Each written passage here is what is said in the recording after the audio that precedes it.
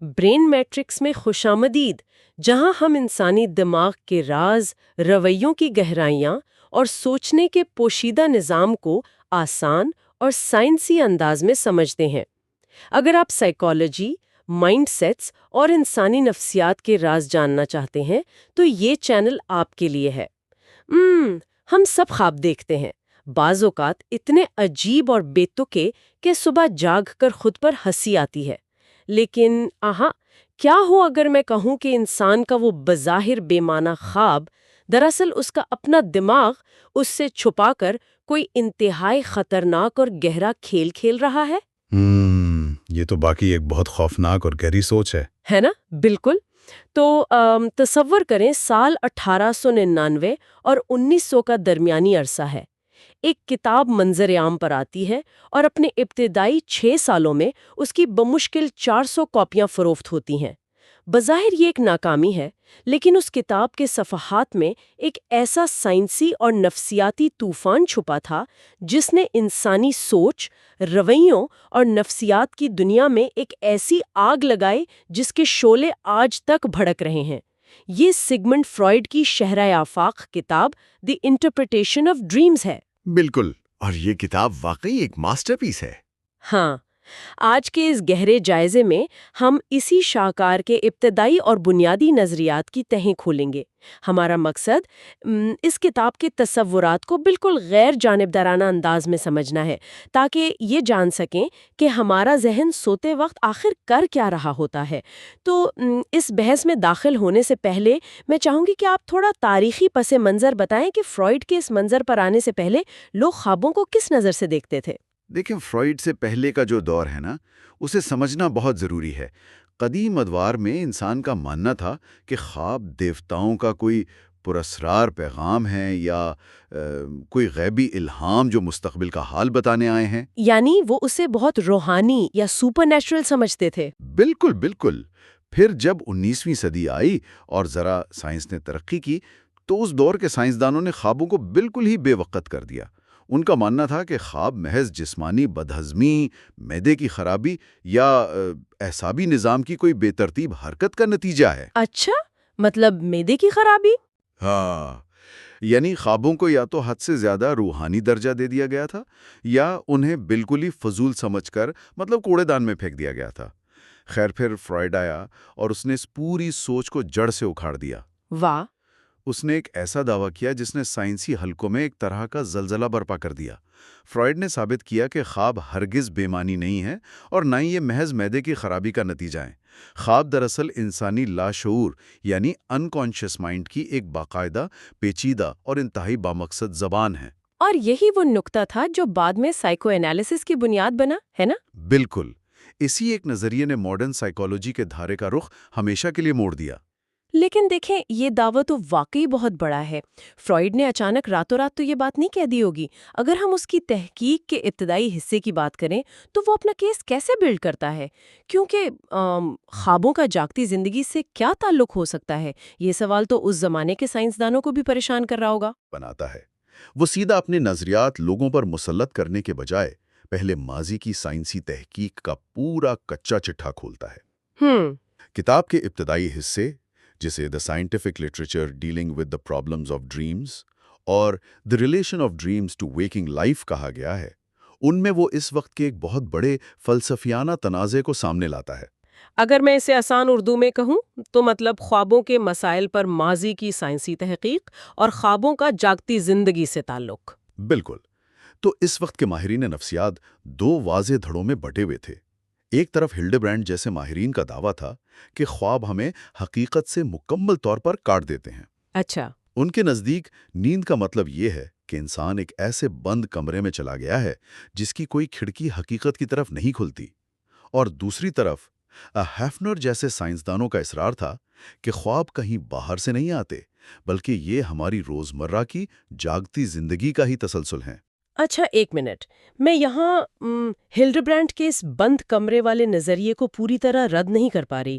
مطلب ذرا سوچیں، جب ہم خواب میں اڑ رہے ہوتے ہیں یا ان لوگوں سے مل رہے ہوتے ہیں جو برسوں پہلے مر چکے ہیں، تو وہ دنیا واقعی ہماری روزمرہ کی بورنگ حقیقت سے مکمل طور پہ کٹی ہوئی ایک الگ اور پراسرار دنیا محسوس ہوتی ہے۔ ہاں، محسوس تو بالکل ایسا ہی ہوتا ہے۔ تو میرا سوال یہ ہے کہ کیا ہمارا ذہن واقعی سوتے وقت بیرونی دنیا سے کٹ کر ایک الگ جزیرے پر نہیں چلا جاتا، جہاں اس کے اپنے ہی کوئی عجیب و غریب قوانین چلتے ہیں، یا ہماری جاگتی زندگی کے خیالات ہی کوئی پراسرار بھیس بدل کر خواب کی دنیا میں داخل ہو جاتے ہیں؟ دیکھیں، بظاہر ایسا ہی محسوس ہوتا ہے جیسے ہم کسی الگ جزیرے پر ہیں، اور یہی وجہ تھی کہ ہلڈبرانڈ کا نظریہ اتنا مقبول تھا۔ لیکن فرائیڈ نے اپنے گہرے مشاہداتی انداز یعنی آبزرویشن بیسڈ اپروچ سے اس سراب کو توڑا۔ وہ کیسے؟ فرائیڈ نے واضح کیا کہ خواب بظاہر جتنے بھی عجیب، کٹے ہوئے یا غیر منطقی لگیں، ان کی جڑیں ہمیشہ ہماری جاگتی زندگی میں ہی پیوست ہوتی ہیں۔ خواب حقیقت سے فرار نہیں ہے، بلکہ یہ حقیقت کو ایک مختلف اور لاشعوری شکل میں پروسیس کرنے کا نظام ہے۔ یعنی پروسیسنگ ہو رہی ہے۔ بالکل۔ دن بھر میں ہم جو کچھ محسوس کرتے ہیں، جن خیالات کو دبا دیتے ہیں یا جن خوف کو نظر انداز کر دیتے ہیں، ہمارا ذہن انہیں مسترد نہیں کرتا۔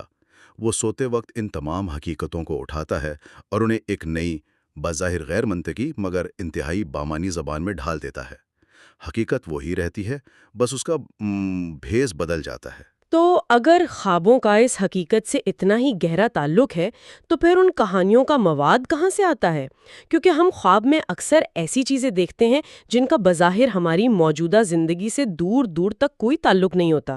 یہ عجیب و غریب مناظر کہاں سے آتے ہیں؟ یہی سے ہم خوابوں کے مواد اور ان میں یادداشت کے پراسرار کردار کی طرف بڑھتے ہیں، جسے chapter the material of dreams, memory in dreams کے عنوان سے پیش کیا گیا ہے۔ یعنی خوابوں کا مواد اور ان میں یادداشت کا کردار۔ جی، فرائیڈ یہاں انسانی ذہن کی ایک ایسی صلاحیت کی نشاندہی کرتا ہے جو سچ میں رونگٹے کھڑے کر دینے والی ہے۔ اسے نفسیات کی زبان میں ہائپرمنیشیا کہا جاتا ہے۔ ہائپرمنیشیا یعنی غیر معمولی یادداشت؟ بالکل، غیر معمولی یادداشت۔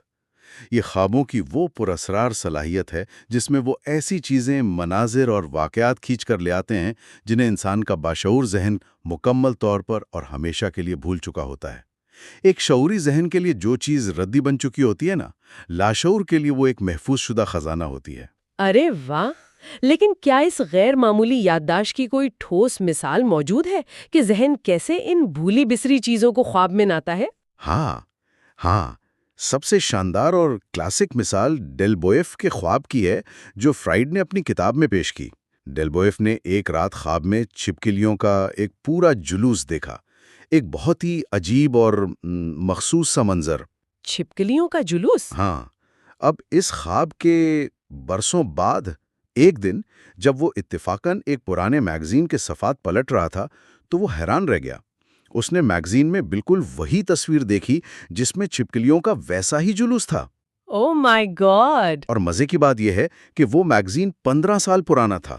اس کا شعور اس معمولی سی تصویر کو دیکھنے کے بعد 15 سال پہلے یکسر فراموش کر چکا تھا۔ اس کا شعوری طور پر اس تصویر سے کوئی جذباتی تعلق بھی نہیں تھا، لیکن اس کے لاشعوری ذہن نے اس غیر اہم سی تصویر کو 15 سال تک اپنے اندر مکمل جزیات کے ساتھ محفوظ رکھا اور پھر ایک رات اسے خواب کی شکل میں زندہ کر دیا۔ یہ تو واقعی حیران کن ہے۔ اس سے تو یہ ثابت ہوتا ہے کہ بچپن کی وہ دبی ہوئی یادیں، وہ معمولی چہرے جو ہم راہ چلتے دیکھتے ہیں اور بھول جاتے ہیں، وہ سب لاشعور کے کسی خانے میں موجود رہتے ہیں۔ بالکل موجود رہتے ہیں۔ لیکن ایک سیکنڈ، اس میں مجھے ایک بہت بڑا منطقی جھول نظر آ رہا ہے۔ وہ کیا؟ دیکھیں، اگر انسانی دماغ کی یادداشت اتنی ہی طاقتور ہے کہ وہ 15 سال پرانی میگزین کی تصویر یا راہ چلتے دیکھے گئے اجنبی چہروں کو محفوظ رکھ سکتی ہے، تو پھر خواب اہم واقعات پر فوکس کیوں نہیں کرتے؟ مطلب کتاب میں ہی ہلڈبرینڈ کے حوالے سے ایک مثال ہے کہ ایک شخص کسی قریبی عزیز کی موت کے گہرے صدمے سے گزرتا ہے، لیکن رات کو خواب میں وہ اس صدمے کو نہیں دیکھتا بلکہ کسی سڑک پر چلتے ہوئے اجنبی کے چہرے پر موجود ایک مسے یعنی واٹ کو دیکھتا ہے۔ ہاں بالکل۔ تو یہ تو ایک ایسے سینیمیٹک ڈائریکٹر کی طرح ہے جو فلم کے ہیرو کے بجائے پس منظر میں کھڑے کسی بے نام راہگیر پر کیمرہ فوکس کر دے۔ ایسا کیوں ہے؟ دماغ اتنا عجیب انتخاب کیوں کرتا ہے؟ دیکھیں، یہ بظاہر ایک جھول لگتا ہے، لیکن دراصل یہ لاشعور کا سب سے پیچیدہ اور ذہین میکانزم ہے۔ جاگتے وقت ہمارا شعور جن خیالات کو اہمیت نہیں دیتا یا شعوری طور پر جن تکلیف دہ باتوں کو دبا دیتا ہے، فرائڈ انہیں ڈیز ریزیڈیوز یعنی دن کے باقیات کہتا ہے۔ دن کے باقیات، اچھا۔ انسان کا شعور بہت کمزور ہے، وہ ہر وقت شدید صدمے، گہری خواہشات یا خوف کا سامنا نہیں کر سکتا، اس لیے لاشعور ایک حفاظتی پردہ تیار کرتا ہے۔ لاشعور جانتا ہے کہ اگر اس نے براہ راست کسی عزیز کی موت کا صدمہ دکھایا تو انسان فوراً جاگ جائے گا، یا اس کا اعصابی نظام وہ صدمہ برداشت نہیں کر پائے گا۔ صحیح۔ اس لیے وہ صدمے کے گہرے جذبات کو لیتا ہے اور اسے ایک بالکل غیر متعلقہ، معمولی اور محفوظ یاد کے ساتھ جوڑ دیتا ہے، جیسے وہ اجنبی کے چہرے کا مسا۔ اہم صدمات یا گہری خواہشات براہ راست خواب میں اس لیے نہیں آتی کیونکہ ذہن کا ایک سینسرشپ کا نظام انہیں روکتا ہے۔ واہ، مطلب وہ اسے چھپا رہا ہے۔ بالکل، لاشعور ان بڑی اور خطرناک باتوں کو چھپانے کے لیے چھوٹی، غیر اہم یادوں کا سہارا لیتا ہے۔ یہ کوئی خرابی نہیں ہے، یہ انسانی ذہن کی بقا کا ایک ماسٹر پلان ہے۔ چلیں، یہ میکانزم تو سمجھ آ گیا کہ یادداشت نے خوابوں کے لیے مناظر اور کردار فراہم کر دیے، اور دماغ نے صدمے کو چھپانے کے لیے کوئی پرانی غیر اہم تصویر چن لی، لیکن کیمرہ، لائٹس اور ایکشن تو موجود ہے۔ وہ کون سی چیز ہے جو کسی مخصوص رات کو خواب کا ٹریگر بنتی ہے؟ مطلب وہ کیا چیز ہے جو اچانک سوتے ہوئے ذہن کو بتاتی ہے کہ اب یہ کہانی چلانی ہے؟ بہت زبردست سوال ہے۔ اس کا جواب تلاش کرنے کے لیے ہمیں چوتھے چیپٹر یعنی the stimuli and sources of dreams کو سمجھنا ہوگا۔ اردو میں کہیں تو خوابوں کے محرکات اور ذرائع۔ جی۔ ذہن خود بخود فلم نہیں چلاتا، اسے کوئی نہ کوئی بیرونی یا اندرونی دھکا چاہیے ہوتا ہے۔ فرائڈ نے 4 بنیادی محرکات بیان کیے ہیں۔ پہلے، بیرونی حسی محرکات یعنی ایکسٹرنل سینسری سٹیمولائی، جیسے نیند کے دوران کوئی آواز، روشنی یا سردی کا احساس۔ دوسرے اور تیسرے ہیں اندرونی حسی اور جسمانی محرکات، جیسے آپ کا نظام ہاضمہ خراب ہے یا سوتے میں پٹھوں میں کھنچاؤ آ گیا ہے۔ اور چوتھے ہیں نفسیاتی محرکات۔ اب یہ دماغ ان محرکات کو کیسے پروسیس کرتا ہے، اس کی مثالیں بڑی دلچسپ ہیں۔ کوئی مثال دے؟ مثلاً اگر سوتے میں کسی دروازے کے چرچرانے کی آواز آئے تو دماغ اسے خواب میں چوروں کے حملے یا کسی پرانی حویلی کے دروازے کھلنے کے منظر میں بدل دیتا ہے۔ بالکل ایسا کئی بار ہوتا ہے۔ اسی طرح جیسن کی مشہور مثال ہے کہ اگر سوتے میں کسی انسان کا پاؤں بستر سے نیچے لٹک جائے اور اس کا زمین سے رابطہ کٹ جائے تو دماغ اس خالی پن کے احساس کو خواب میں کسی اونچے پہاڑ سے گرتے ہوئے دیکھنے میں تبدیل کر دیتا ہے۔ وہ جو اچانک جھٹکا لگتا ہے گرنے کا؟ بالکل وہی۔ اور فرائڈ کا اپنا ایک بڑا مشہور خواب ہے۔ جب وہ سو رہا تھا اور چرچ کی گھنٹیوں کی تیز آواز گونجی تو اس نے خواب دیکھا کہ پوپ کا انتقال ہو گیا ہے اور یہ گھنٹیاں اسی کے سوگ میں بج رہی ہیں۔ اچھا، لیکن پرانے دور کے ماہرین جیسے شرمپل وہ تو کہتے تھے کہ دماغ خواب میں اس طرح بے ترتیب کام کرتا ہے جیسے کوئی شخص جسے میوزک نہ ہوتی ہو وہ پیانو پر اندھا دھند انگلیاں مار رہا ہو۔ تو کیا واقعی انسانی دماغ خواب میں اتنا بے بس اور بے ترتیب ہے کہ وہ دروازے کی آواز کو چوروں کا حملہ بنا دے؟ یہیں پر تو فرائڈ کا کمال واضح ہوتا ہے، اور وہ ان پرانے ماہرین کے نظریات کو انتہائی پرسکون اور علمی انداز میں مسترد کرتا ہے۔ دماغ پیانو پر بے ترتیب انگلیاں ہرگز نہیں مار رہا۔ فرائڈ سمجھاتا ہے کہ دماغ تو ایک انتہائی ماہر موسیقار کی طرح کام کر رہا ہے۔ وہ کیسے؟ دیکھیں، جب چرچ کی گھنٹیاں بجیں تو دماغ کے پاس 2 راستے تھے۔ یا تو وہ اس بیرونی خلل کو سیدھا شعور تک پہنچا دے، جس کا نتیجہ یہ ہوگا کہ انسان جاگ جائے گا اور اس کی نیند ٹوٹ جائے گی، یا پھر دوسرا راستہ یہ ہے کہ وہ ان بیرونی آوازوں اور تکلیفوں کو ایک کہانی میں بن دے تاکہ انسان اسے حقیقت مان کر سوتا رہے۔ دماغ نے پوپ کے انتقال کی کہانی فوراً تخلیق کی تاکہ گھنٹیوں کی آواز اس کہانی کے اندر بالکل فطری اور منطقی محسوس ہو اور شعور کو خطرے کا سگنل نہ جائے۔ واہ!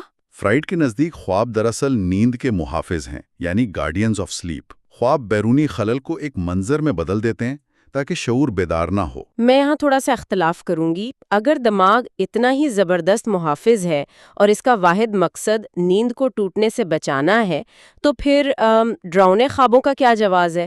مطلب نائٹ میئرز تو انسان کو پسینے میں شرابور کر کے چیخنے پر مجبور کر کے جگا دیتے ہیں۔ ایک باڈی گارڈ اپنے ہی مالک کو دہشت زدہ کر کے کیوں جگائے گا؟ بہت کمال کا پوائنٹ اٹھایا آپ نے، لیکن دیکھیں ڈراؤنے خواب اس نظریے کی نفی نہیں کرتے، بلکہ یہ ثابت کرتے ہیں کہ جب ہمارا سیکیورٹی سسٹم فیل ہوتا ہے تو کیا ہوتا ہے۔ جیسا کہ ہم نے پہلے بات کی کہ خواب دبی ہوئی خواہشات اور صدمات کو غیر اہم تصویروں کے پردے میں چھپا کر پیش کرتے ہیں تاکہ انسان سوتا رہے۔ جی، لیکن کبھی کبھار وہ دبا ہوا خوف یا وہ صدمہ اتنا طاقتور ہوتا ہے کہ لاشعور کا بنایا ہوا پردہ اور وہ جو سینسرشپ ہے وہ اسے چھپا نہیں پاتے۔ وہ صدمہ اپنے اصل اور بھیانک روپ میں ابھرنے لگتا ہے۔ جب ایسا ہوتا ہے تو خواب کا وہ حفاظتی نظام ہار مان لیتا ہے۔ تو پھر دماغ الارم بجا دیتا ہے؟ بالکل، دماغ کو احساس ہوتا ہے کہ یہ اندرونی خوف ایک بیرونی خطرے سے زیادہ خطرناک ہو چکا ہے، لہٰذا انسان کو شدید صدمے سے بچانے کے لیے دماغ ایک ہنگامی الارم بجاتا ہے اور انسان کو جگا دیتا ہے۔ یعنی ڈراؤنا خواب وہ لمحہ ہے جب شعور کو مجبوری میں بیدار کرنا پڑتا ہے تاکہ لاشعور کے اس خوفناک طوفان سے جان چھڑائی جا سکے۔ یہ وضاحت بہت منطقی ہے، لیکن یہاں ایک اور پراسرار سسپنس پیدا ہوتا ہے۔ اگر خواب نیند کے اتنے زبردست اور تخلیقی محافظ ہیں تو پھر آنکھ کھلتے ہی یہ ریت کی طرح کیوں پسل جاتے ہیں؟ انسان خواب کیوں بھول جاتا ہے؟ اس کے لیے ہمیں اگلے چیپٹر یعنی why dreams are forgotten after waking کی طرف آنا ہوگا۔ یعنی جاگنے کے بعد انسان خواب کیوں بھول جاتا ہے؟ جی، روایتی طور پر اس وقت کے سائنسدانوں کا خیال تھا کہ خوابوں کے بھولنے کی وجہ بہت سیدھی سی ہے۔ ان کا ماننا تھا کہ چونکہ خوابوں کی تصویریں کمزور، دھندلی اور بے ربط ہوتی ہیں اور صبح کی حقیقت کی تیز روشنی، آوازیں انہیں مٹا دیتی ہیں۔ جیسے سورج کی روشنی ستاروں کو غائب کر دیتی ہے۔ بالکل یہی مثال دی جاتی تھی۔ اگر ہم روزمرہ کی زندگی میں بے شمار بے ربط اور فضول چیزوں کو یاد رکھ سکتے ہیں تو خوابوں کے معاملے میں یہ بھولنا محض ایک خرابی یعنی کوئی گلچ ہے، یا انسانی ذہن کا کوئی حفاظتی نظام جان بوجھ کر ان یادوں کو ڈیلیٹ کر رہا ہے، جیسے کمپیوٹر اپنی ریم کلیئر کر دیتا ہے؟ آپ نے بالکل فرائیڈ والے انداز میں سوچا ہے، اور یہی فرائیڈ کے سب سے طاقتور نظریے کو متعارف کراتا ہے: مزاحمت اور سینسرشپ۔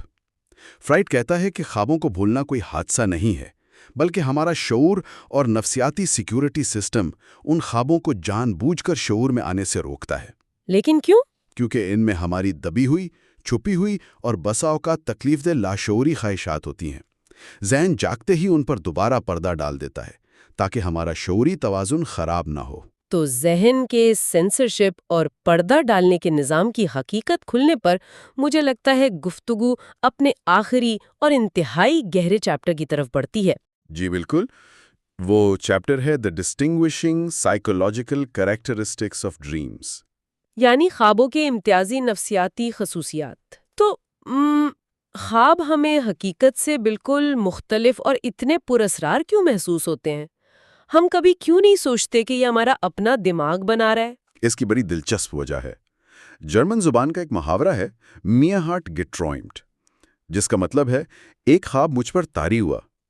ہم جاگتے ہوئے کہتے ہیں میں نے سوچا، لیکن سوتے ہوئے ہم کہتے ہیں مجھے خواب آیا۔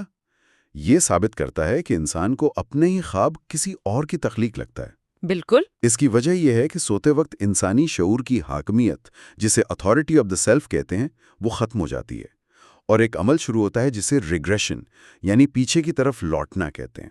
ہم خوابوں میں سوچتے نہیں ہیں، بلکہ ہم انہیں براہ راست محسوس کرتے ہیں، اور خیالات دوبارہ تصاویر کی صورت میں بدل جاتے ہیں۔ چونکہ ہماری تنقیدی سوچ سو رہی ہوتی ہے، اس لیے ہم خواب کے ہر منظر کو مکمل سچ مان لیتے ہیں۔ واہ! تو اس پورے بحث کو اگر سمیٹا جائے تو خیالات کا اس طرح دوبارہ تصاویر میں بدل جانا یہ ثابت کرتا ہے کہ انسانی دماغ صرف وہ نہیں جو ہم جاگتے ہوئے سوچتے ہیں۔ شعور کے نیچے ایک وسیع اور طاقتور لاشعور یعنی انکانشس کا سمندر بہہ رہا ہے، اور ہمارے خواب اس سمندر کی سطح پر اٹھنے والے بلبلے ہیں۔ بالکل درست۔ اور آج ہم نے صرف خوابوں کی تعمیر کا خاکہ اور لاشعور کا تعارف ہی سمجھا ہے۔ ہاں، اور ان خوابوں کے پیچھے چھپے ہوئے حقیقی مقاصد ابھی باقی ہیں۔ تو اگلے حصہ میں ہم فرائیڈ کے سب سے متنازع اور مشہور نظریات کو ایکسپلور کریں گے، جہاں خواب صرف تصویریں نہیں رہتے بلکہ انسان کی دبی ہوئی خواہشات، ہڈن ڈیزائرز اور انکانشس مائنڈ کی زبان بن جاتے ہیں۔ ہم بات کریں گے chapters: the method of interpreting dreams, a dream is the fulfilment of a wish, distortion in dreams, اور سمجھیں گے کہ خواب آخر اصل میں کہنا کیا چاہتے ہیں۔ ذرا اس صورتحال پر غور کریں۔ فرض کریں رات کا پچھلا پہر ہے۔ اچھا۔ ایک انسان اچانک پسینے میں شرابور جاگتا ہے، مطلب دل بالکل زور زور سے دھڑک رہا ہے۔ اس نے ابھی ابھی ایک انتہائی خوفناک ڈراؤنا خواب دیکھا ہے۔ ہاں، کوئی سایہ پیچھا کر رہا ہو یا گرنے کا احساس۔ بالکل، کوئی نامعلوم سایہ پیچھا کر رہا تھا، یا شاید وہ کسی بہت اونچی عمارت سے نیچے گر رہا تھا۔ عام طور پر ہم سوچتے ہیں کہ یہ محض ایک دماغی خلل تھا، لیکن کیا ہو اگر وہ خوفناک خواب، وہ دہشت جس نے نیند اڑا دی، دراصل اسی انسان کے اندر چھپی ہوئی کسی انتہائی گہری دبی ہوئی خواہش کا روپ ہو؟ واہ، یہ تو رونگٹے کھڑے کر دینے والی بات ہے نا؟ کیا یہ ممکن ہے کہ جس چیز سے ہم شعوری طور پر سب سے زیادہ ڈر رہے ہیں، ہمارا لاشعور اسی کی تمنا کر رہا ہو؟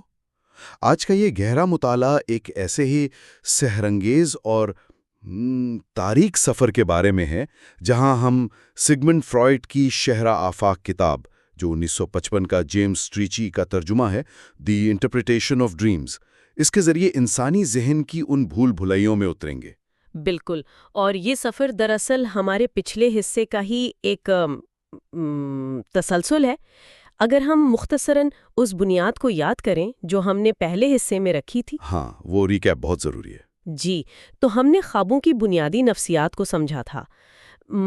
ہم نے ان ذرائع یعنی سورسز پر بات کی تھی جو نیند کے دوران ہمارے دماغ کو خام مواد فراہم کرتے ہیں۔ صحیح، اور وہ جو میموری اور انکانشس کا تعلق تھا۔ ہاں بالکل، ہم نے یہ دیکھا تھا کہ ہماری یادداشت اور لاشعور کے درمیان کس قدر پر اسرار اور گہرے کنیکشنز موجود ہیں۔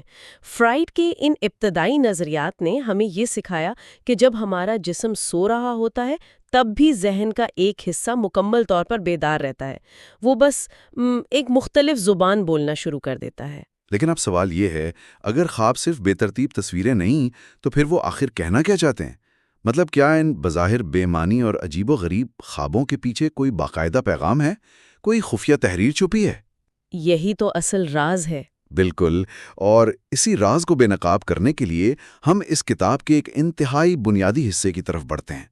فرائیڈ اس معاملے کو اپنی کتاب کے جس حصے میں کھولتا ہے، اس باب کا نام ہے the method of interpreting dreams. صحیح۔ اس باب کا سیدھا سا مقصد یہ ہے کہ خوابوں کو واقعی پڑھا یا ڈیکوڈ کیسے کیا جائے۔ ظاہر ہے خوابوں کا مطلب جاننے کی جستجو کوئی نئی بات تو ہے نہیں۔ بالکل نہیں۔ فرائیڈ سے صدیوں پہلے بھی انسان خوابوں کی تعبیریں تلاش کرتا رہا ہے۔ میں جتنا جانتا ہوں پرانے وقتوں میں اس کے دو ہی روایتی طریقے تھے۔ جی ہاں، اور فرائیڈ کا طریقہ سمجھنے سے پہلے ان روایتی طریقوں کی خامیوں کو سمجھنا بہت ضروری ہے۔ قدیم زمانوں میں خوابوں کو سمجھنے کا پہلا طریقہ علامتی یا سمبولک کہلاتا تھا۔ اچھا، وہ جو استعاروں والا ہوتا ہے؟ ہاں بالکل، اس کی سب سے شاندار مثال بائبل میں حضرت یوسف کا وہ مشہور واقعہ ہے جہاں مصر کا بادشاہ ایک خواب دیکھتا ہے۔ وہ دیکھتا ہے کہ 7 موٹی گایوں کو 7 پتلی گائیں کھا رہی ہیں۔ ہاں، یہ واقعہ تو بہت مشہور ہے۔ تو اس طریقے میں خواب کو ایک مکمل کہانی یا ایک استعارہ سمجھ لیا جاتا تھا، اور اس کی تعبیر یہ نکالی گئی کہ 7 سال کی خوشحالی کے بعد 7 سال کا سخت قحط آئے گا۔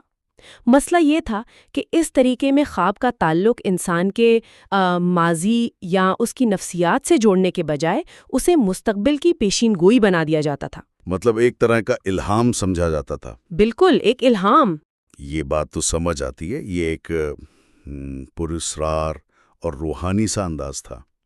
لیکن دوسرا طریقہ تو اس سے بھی زیادہ عجیب تھا، جو تھوڑا زیادہ میکینیکی سا لگتا ہے، جسے ہم ڈی کوڈنگ کا طریقہ کہہ سکتے ہیں۔ جی ہاں، ڈی کوڈنگ کا طریقہ۔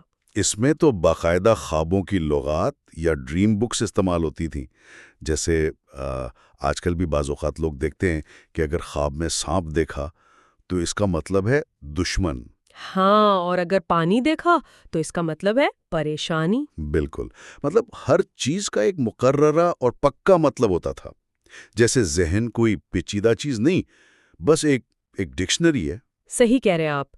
اور یہاں جو چیز سب سے زیادہ حیران کن ہے وہ یہ ہے کہ فرائیڈ نے ان دونوں قدیم طریقوں کو مکمل طور پر اور بڑی سختی سے مسترد کر دیا۔ ارے واہ، دونوں کو؟ ہاں، دونوں کو۔ اس نے کہا کہ نہ تو خواب کوئی مستقبل کی پیشین گوئی کرنے والی آسمانی علامت ہے اور نہ ہی ان کا مطلب کسی ڈکشنری یا خوابوں کی کتاب سے نکالا جا سکتا ہے۔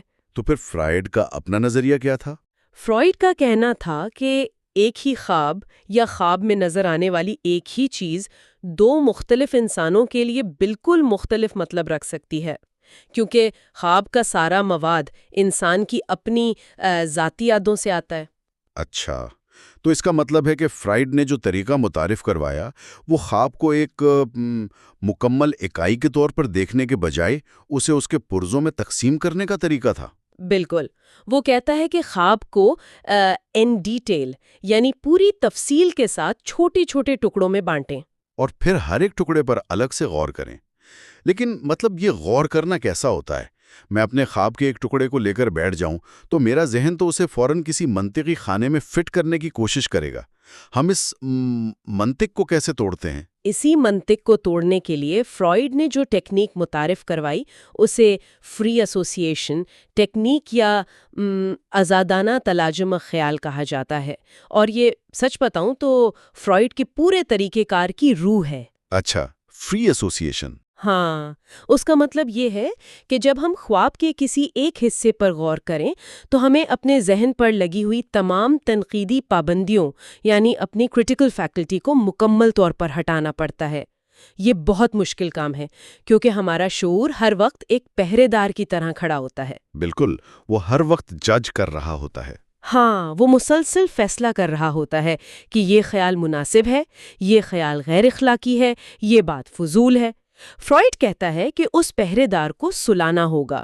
جو بھی پہلا خیال ذہن میں آئے، چاہے وہ کتنا ہی بے ہنگم، عجیب، شرمناک یا بلا وجہ کیوں نہ لگے، اسے روکے بغیر بس سامنے آنے دیں۔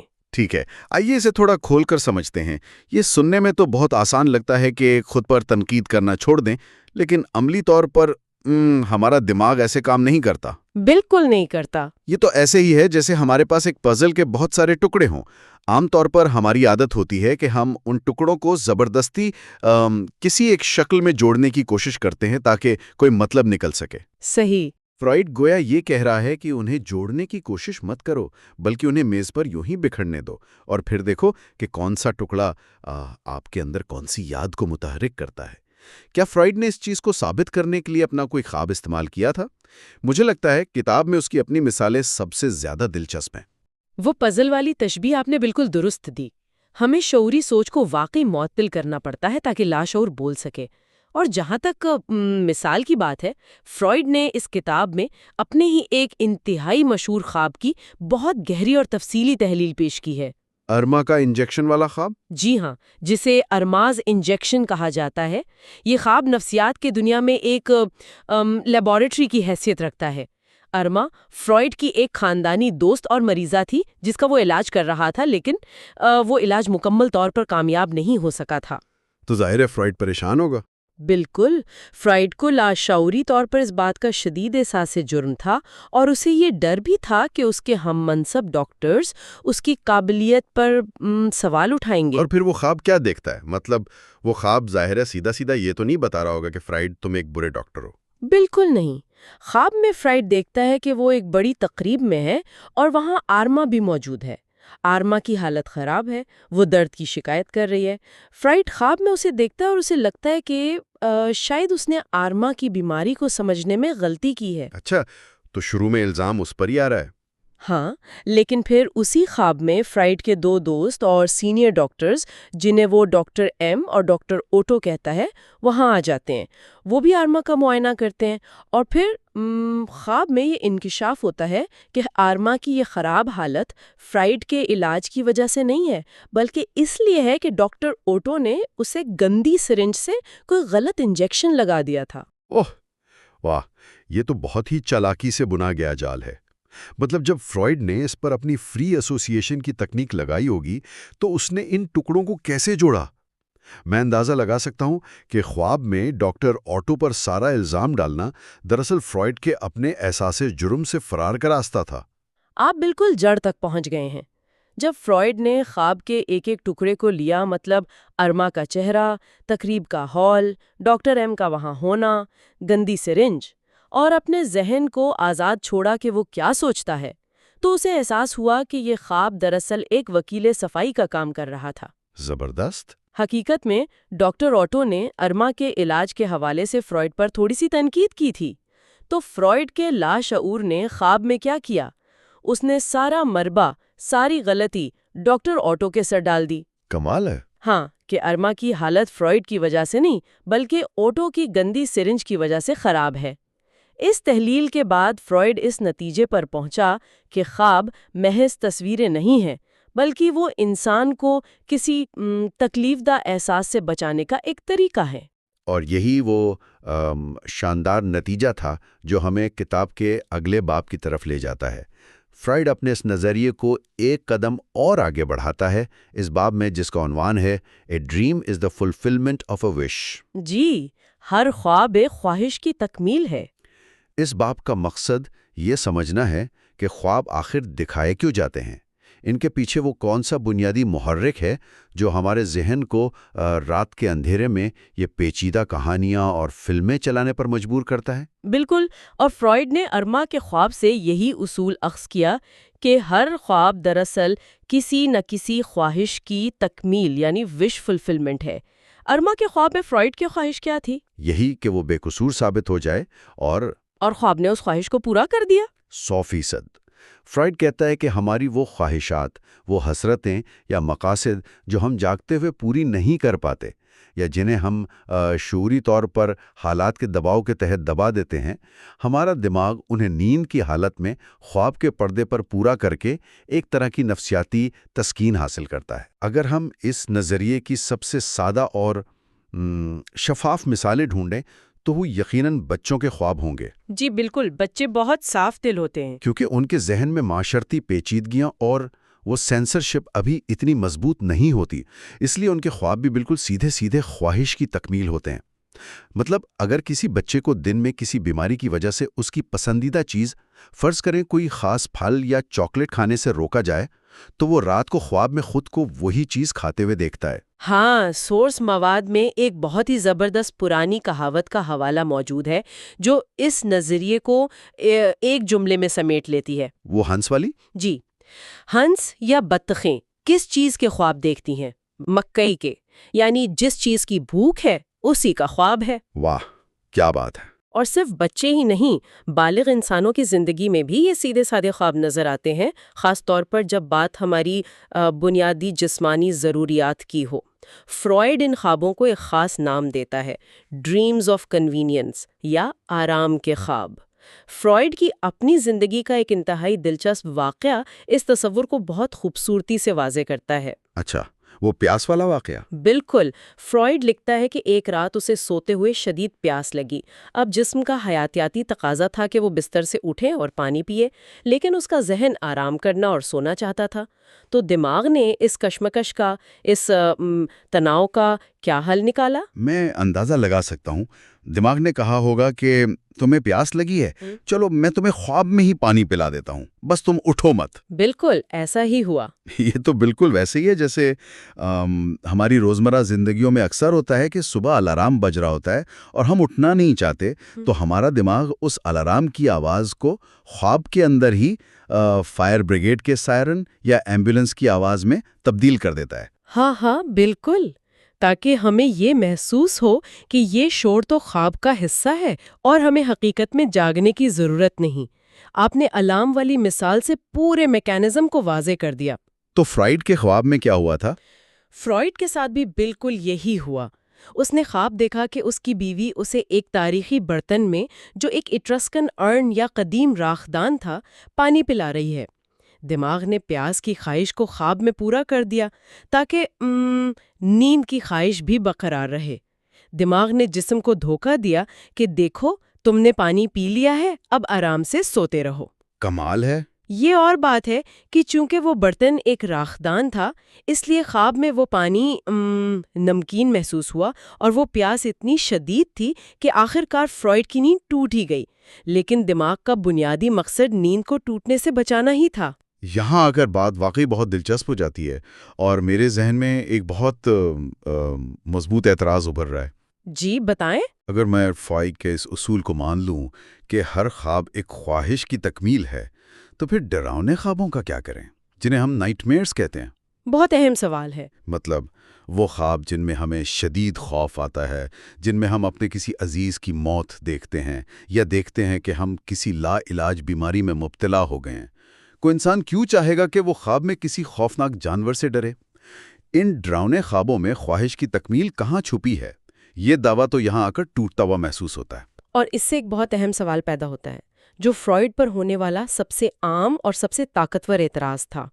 اور اسی اعتراض کا جواب دینے کے لیے فرائیڈ اپنی تھیوری کے سب سے پیچیدہ حصے کی طرف جاتا ہے، جس کی وضاحت وہ اس باب میں کرتا ہے جسے وہ ڈسٹورشن ان ڈریمز کا نام دیتا ہے۔ ڈسٹورشن یعنی بگاڑ؟ بالکل۔ فرائیڈ اس اعتراض پر مسکراتا ہے اور کہتا ہے کہ آپ صرف خواب کی ظاہری سطح، اس کے چھلکے کو دیکھ رہے ہیں۔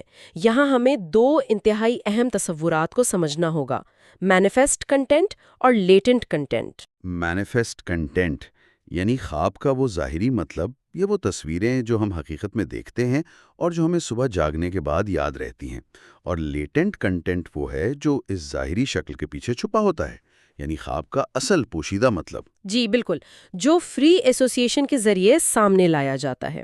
اور فرائیڈ کہتا ہے کہ خواب سیدھی بات سیدھے لفظوں میں اس لیے نہیں کہتے کیونکہ ان میں ڈسٹورشن یعنی بگاڑ پیدا ہو جاتا ہے۔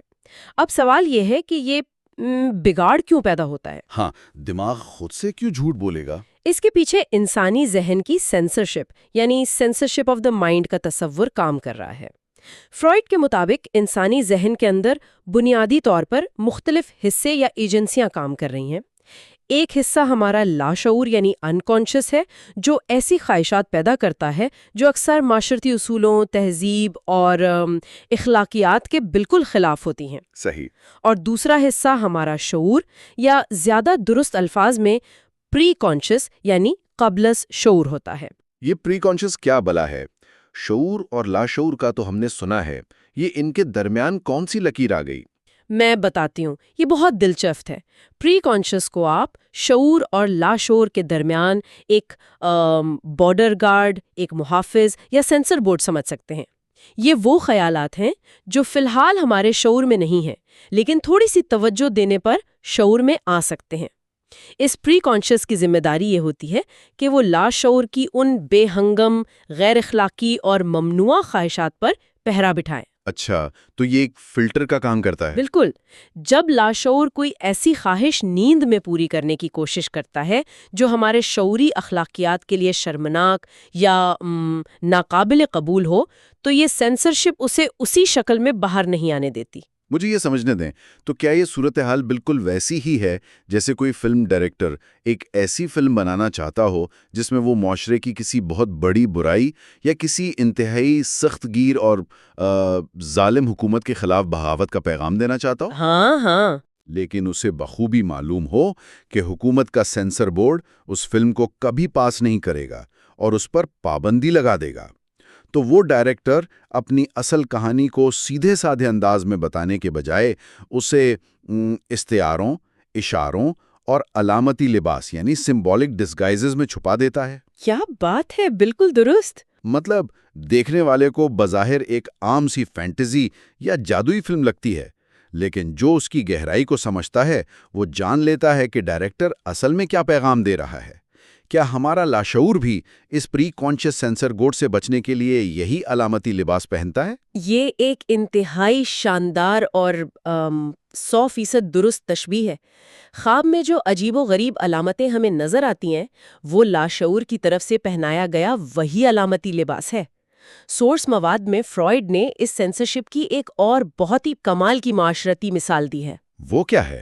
وہ کہتا ہے کہ دیکھیں، فرض کریں آپ کسی بہت طاقتور انسان سے ملتے ہیں، کوئی ایسا شخص جس سے آپ کو اندر سے سخت نفرت ہے اور آپ کا دل چاہتا ہے کہ آپ اسے برا بھلا کہیں، لیکن معاشرتی آداب اور اس شخص کی طاقت کی وجہ سے آپ ایسا نہیں کر سکتے، تو آپ کیا کرتے؟ ظاہر ہے میں مسکراؤں گا، اچھے سے بات کروں گا۔ بالکل، آپ مسکراتے ہیں، بہت تہذیب، چاپلوسی اور شائستگی کا مظاہرہ کرتے ہیں۔ فرائیڈ اسے ڈسسیمولیشن کہتا ہے۔ آپ کے اندر کی نفرت آپ کی مسکراہٹ کے پیچھے چھپ جاتی ہے۔ ہمارا ذہن بھی ہماری ناپسندیدہ اور ممنوعہ خواہشات کے ساتھ بالکل یہی تہذیب کا ڈرامہ رچاتا ہے۔ سینسر بورڈ سے بچنے کے لیے؟ جی، سینسر بورڈ سے بچنے کے لیے خواہش اپنا روپ بدل لیتی ہے اور یہی روپ بدلنا ڈسٹورشن کہلاتا ہے۔ اس سے تو وہ بات بھی واضح ہو جاتی ہے جو سورس میں کاؤنٹر وش ڈریمز یعنی خلاف خواہش خوابوں کے بارے میں لکھی ہے۔ جی جی، وہ خواب جو بظاہر ہماری مرضی کے بالکل خلاف محسوس ہوتے ہیں وہ بھی دراصل خواہش کی ہی تکمیل ہوتے ہیں۔ کتاب میں ایک انتہائی دلچسپ واقعہ موجود ہے، وہ ایک مریضہ والا۔ ہاں، وہ ساس والا واقعہ بہت کمال کا واقعہ ہے۔ فرائیڈ کی ایک مریضہ تھی جو بظاہر بہت ذہین اور باغی قسم کی عورت تھی۔ وہ ایک دن فرائیڈ کے پاس آئی اور کہنے لگی کہ اس نے ایک خواب دیکھا ہے۔ خواب یہ تھا کہ وہ اپنی ساس کے ساتھ چھٹیاں گزارنے جا رہی ہے۔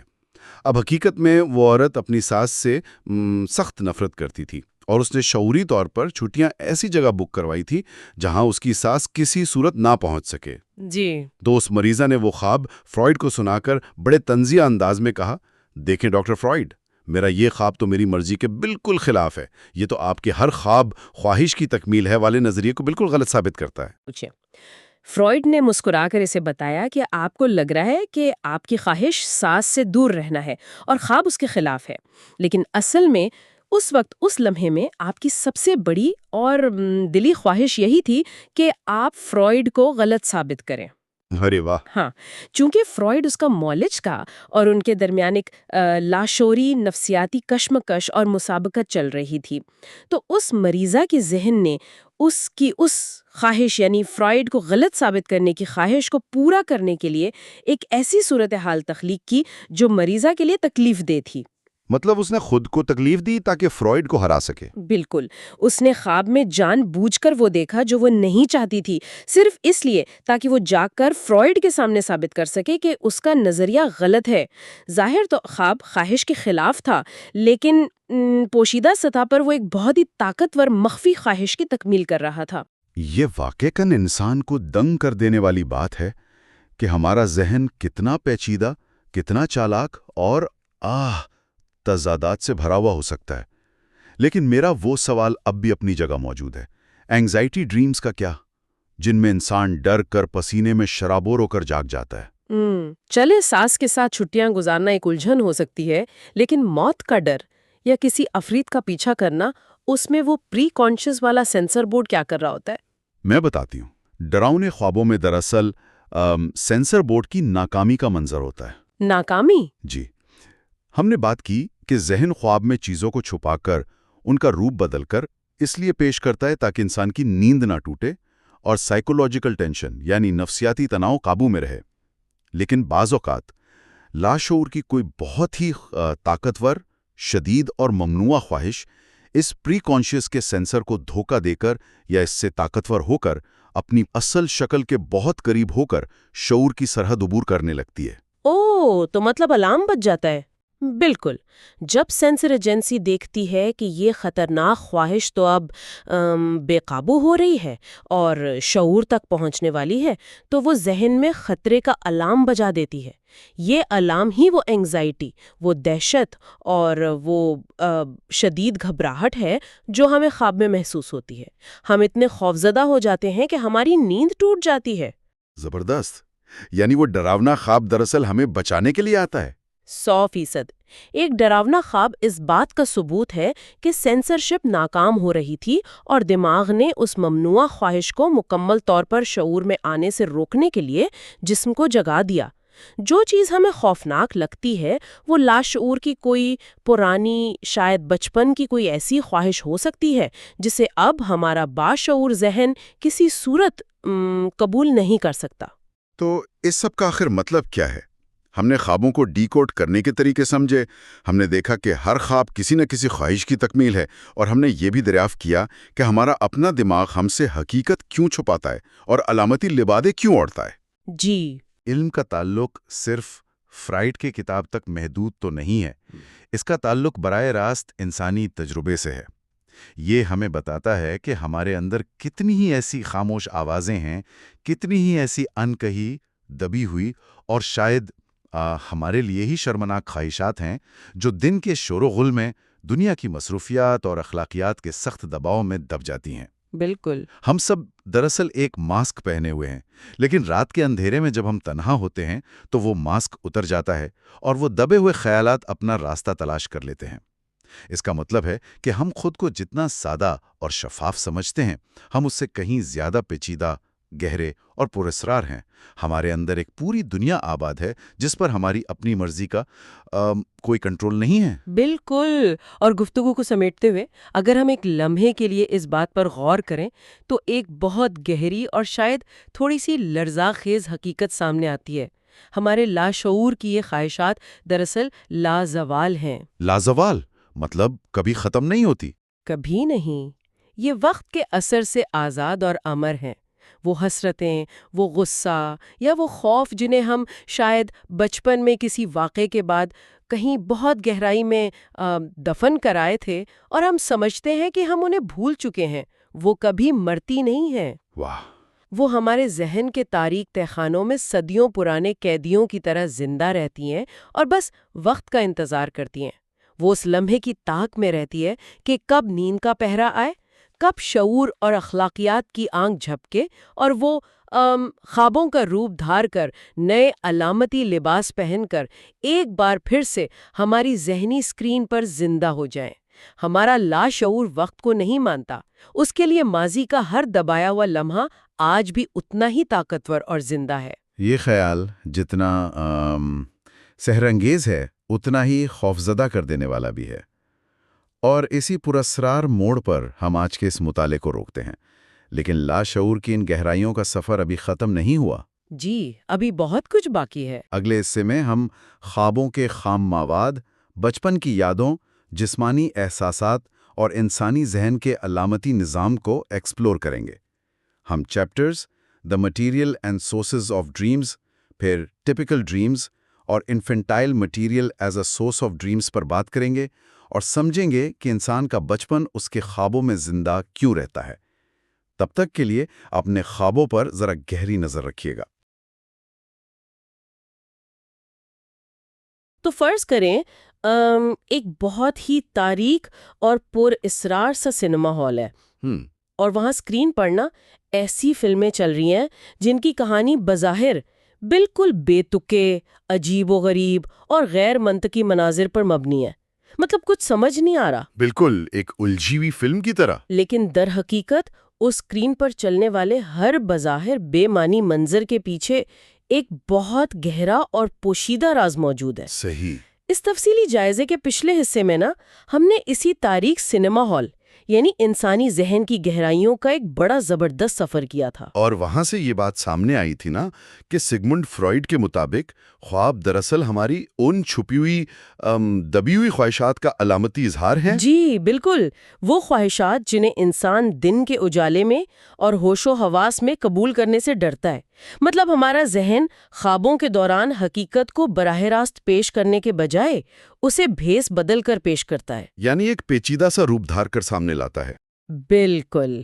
اور اس پوری ڈسکشن کا سب سے سنسنی خیز پہلو یہ تھا کہ ہمارا لاشعور یعنی جو ہمارا انکانشس مائنڈ ہے وہ کبھی نہیں سوتا، کبھی بھی نہیں، وہ مسلسل ایکٹیو رہتا ہے۔ جب جسم گہری نیند میں ہوتا ہے نا تب بھی وہ لاشعور مسلسل متحرک رہتا ہے اور پردے کے پیچھے اپنا کام جاری رکھتا ہے۔ دیکھیں اس ساری کارروائی میں یہ جو روپ دھارنے یا حقیقت کو ڈسگائز کرنے کا عمل ہے، یہ کوئی بے ترتیب یا اتفاقیہ چیز نہیں ہے۔ تو پھر یہ کیا ہے؟ کوئی سوچی سمجھی سازش؟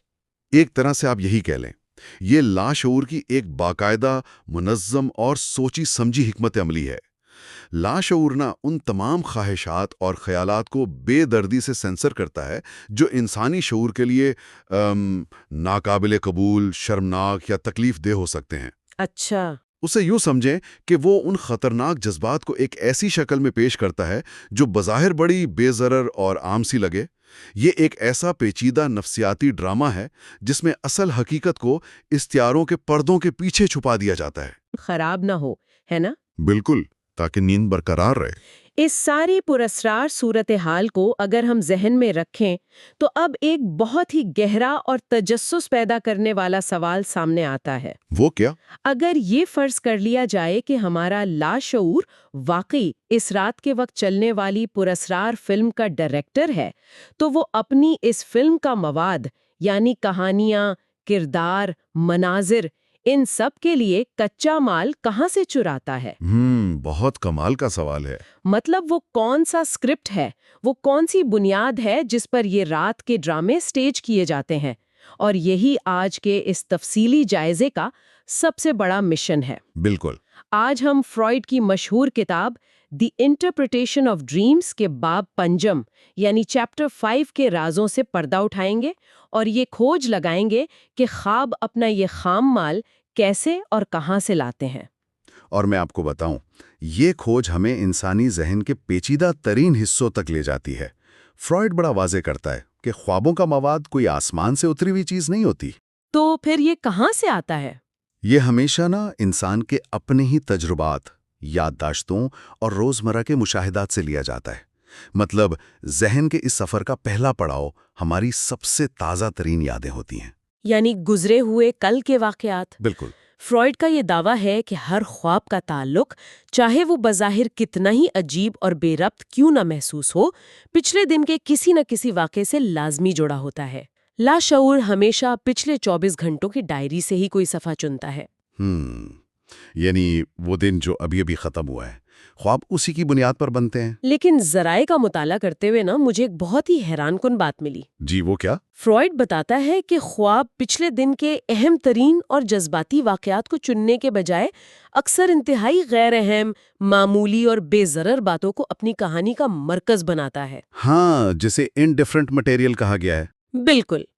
اب مثال کے طور پر فرض کریں کہ دن میں کسی کی کوئی بہت بڑی کاروباری ڈیل ہوئی ہو یا کسی دوست سے کوئی بہت شدید جھگڑا ہوا ہو جس نے اسے جذباتی طور پر ہلا کر رکھ دیا ہو۔ صحیح۔ مگر جب وہ شخص سوئے گا تو خواب میں وہ ڈیل یا جھگڑا نہیں دیکھے گا۔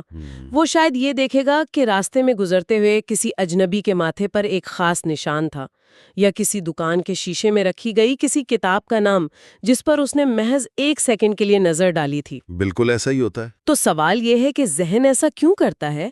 اہم ترین جذباتی طوفانوں کو چھوڑ کر ان فضول اور معمولی باتوں پر کیوں اٹک جاتا ہے؟ دیکھیں، اس کی وجہ بہت گہری ہے، اور یہی لاشعور کی سینسرشپ اور مقام کی تبدیلی، یعنی جسے ڈسپلیسمنٹ کہتے ہیں، اس کا اصل کمال ہے۔ وہ کیسے؟ ذہن نااہم جذباتی مسائل، پریشانیوں یا دبی ہوئی خواہشات کا براہ راست سامنا کرنے سے گریز کرتا ہے۔ ان تکلیف دہ احساسات کو چھپانے کے لیے وہ جان بوجھ کر ان معمولی چیزوں کا لبادہ اوڑھ لیتا ہے۔ اچھا، تاکہ اصل بات چھپ جائے۔ بالکل۔ وہ بظاہر اس غیر اہم واقعے کو خواب کی سکرین پر نمایاں کر دیتا ہے، لیکن حقیقت میں وہ ان معمولی یادوں کے ذریعے ان بڑے اور اہم جذبات کو پروسیس کر رہا ہوتا ہے۔ کوئی مثال ہے اس کی؟ جی، فرائیڈ کی اپنی زندگی کی ایک مشہور مثال ہے جہاں اس نے خواب میں سائیکلمن، ایک پودے کا نام ہے، اس پر ایک کتاب کا ذکر دیکھا تھا۔ دن کے وقت اس نے واقعی ایک دکان کے شیشے میں وہ کتاب دیکھی تھی جو بظاہر ایک انتہائی معمولی واقعہ تھا۔ صحیح۔ لیکن جب فرائیڈ نے اس کا تجزیہ کیا تو معلوم ہوا کہ اس کتاب کے پیچھے دوستوں کے ساتھ اس کی کچھ پیشہ ورانہ کشمکش تھیں، اور اس کی بیوی کی پسندیدہ چیزوں سے جڑے انتہائی گہرے احساسات اور ایک طرح کا احساس جرم چھپا ہوا تھا۔ وہ کتاب محض ایک پردہ تھا۔ 1 منٹ، اس ساری بات کو سن کر میرے ذہن میں ایک بہت زبردست تصویر بن رہی ہے۔ بتائیں۔ کیا یہ بالکل ویسا ہی نہیں ہے جیسے کوئی انتہائی ہوشیار اسمگلر یا خطرناک جاسوس ہو؟ اگر اسے کوئی ٹاپ سیکرٹ اور انتہائی حساس دستاویزات بارڈر پار لے جانی ہو تو وہ کبھی بھی انہیں کسی چمکدار یا قیمتی بریف کیس میں نہیں رکھے گا، کیونکہ اس سے فوراً شک ہو جائے گا۔ بالکل، وہ پکڑا جائے گا۔ اس کے بجائے وہ ان اہم دستاویزات کو سبزیوں والے ایک پرانے، گندے اور معمولی سے تھیلے کے اندر چھپا کر لے جائے گا، تاکہ بارڈر پر کھڑے سیکیورٹی گارڈز یعنی ہمارے ذہن کا سینسر اسے محض ایک عام سی بات سمجھ کر نظر انداز کر دے۔ کمال کی مثال دیا آپ نے۔ ہے نا؟ اور وہ سینسر اسے لاشعور سے شعور کی سرحد پار کرنے کی اجازت دے دے۔ یہ تشبیہ نا اس پورے نفسیاتی عمل کی بہترین عکاسی کرتی ہے۔ وہ جو سبزیوں والا پرانا تھیلا ہے وہ دراصل پچھلے دن کی وہ غیر اہم اور معمولی یاد ہے، یعنی انڈیفرنٹ مٹیریل۔ اور وہ ٹاپ سیکرٹ دستاویزات انسان کی وہ گہری لاشعوری خواہشات اور پریشانیاں ہیں جو سینسر کی آنکھوں میں دھول جھونک کر خواب میں داخل ہو جاتی ہیں۔ سینسر کو لگتا ہے کہ یہ تو محض ایک کتاب ہے یا اجنبی کا چہرہ ہے، اس میں کوئی خطرہ نہیں ہے۔ واہ، ذہن کی یہ حکمت عملی واقعی حیران کن ہے۔ لیکن اگر وہ کل کی معمولی یادیں محض ایک پردہ یا سبزیوں والا تھیلا ہیں، تو اب سوال یہ پیدا ہوتا ہے کہ ان کے اندر چھپے ہوئے وہ اصل راز کہاں سے آتے ہیں؟ جی، ذرائع کے مطابق کل کی ان معمولی یادوں سے گزر کر اب ہمیں ذہن کی ان گہری اور تاریک غاروں میں اترنا ہوگا جہاں بچپن کی وہ یادیں دفن ہیں، وہ یادیں جنہیں انسان شعوری طور پر بالکل بھلا چکا ہے۔ کیونکہ خواب صرف حال کا لبادہ نہیں اوڑھتے، بلکہ ان کی جڑیں ہمیشہ ماضی کی گہرائیوں میں ہوتی ہیں۔ بالکل، اور یہاں ہم فرائیڈ کے نظریات کے سب سے اہم حصے میں داخل ہو رہے ہیں۔ جی، فرائیڈ کا بڑا اصرار ہے اس بات پر کہ خوابوں کا ایک بہت بڑا اور طاقتور سورس بچپن کی یادیں اور تجربات ہیں۔ یہ وہ واقعات ہیں جو زندگی کے بالکل شروع کے سالوں میں ہوئے، لیکن بعد میں انہیں دبا دیا گیا، جسے سپریسڈ چائلڈہڈ ایکسپیرینسز کہا جاتا ہے۔ مطلب ان میں ہمارے حل نہ ہونے والے جذبات، خوف اور لاشعوری کشمکش شامل ہوتی ہیں۔ بالکل، دیکھیں انسانی شعور کے لیے وقت ایک لکیر کی طرح گزرتا ہے نا، لیکن لاشعور کی سب سے پراسرار خاصیت یہ ہے کہ اس کے اندر وقت کا کوئی تصور ہی نہیں ہوتا، کوئی ٹائم لائن نہیں ہوتی، کوئی گھڑی نہیں چل رہی وہاں۔ جو خوف یا غصہ کسی نے 25 سال پہلے ایک بچے کی حیثیت سے محسوس کیا تھا نا، لاشعور اسے آج بھی اسی شدت کے ساتھ بالکل تازہ حالت میں محفوظ رکھتا ہے۔ تو اس کا مطلب ہے کہ جو خواب لوگوں کو بار بار آتے ہیں، یعنی جو ریکرنگ ڈریمز ہوتے ہیں، ان کا تعلق بھی اسی وقت سے آزاد کیفیت سے ہوتا ہے؟ 100% ان کا تعلق براہ راست بچپن کی انہی دبی ہوئی یادوں سے ہوتا ہے۔ بار بار آنے والے خواب دراصل اس بات کا اشارہ ہوتا ہے کہ کوئی پرانا مسئلہ یا جذبہ بصری شکل میں یعنی ویژول امیجنیشن میں دوبارہ زندہ ہونے کی کوشش کر رہا ہے، جسے علامتی تکرار یا سمبولک ریپیٹیشن کہتے ہیں۔ بالکل، ذرائع میں اس کی بڑی واضح مثال ہے۔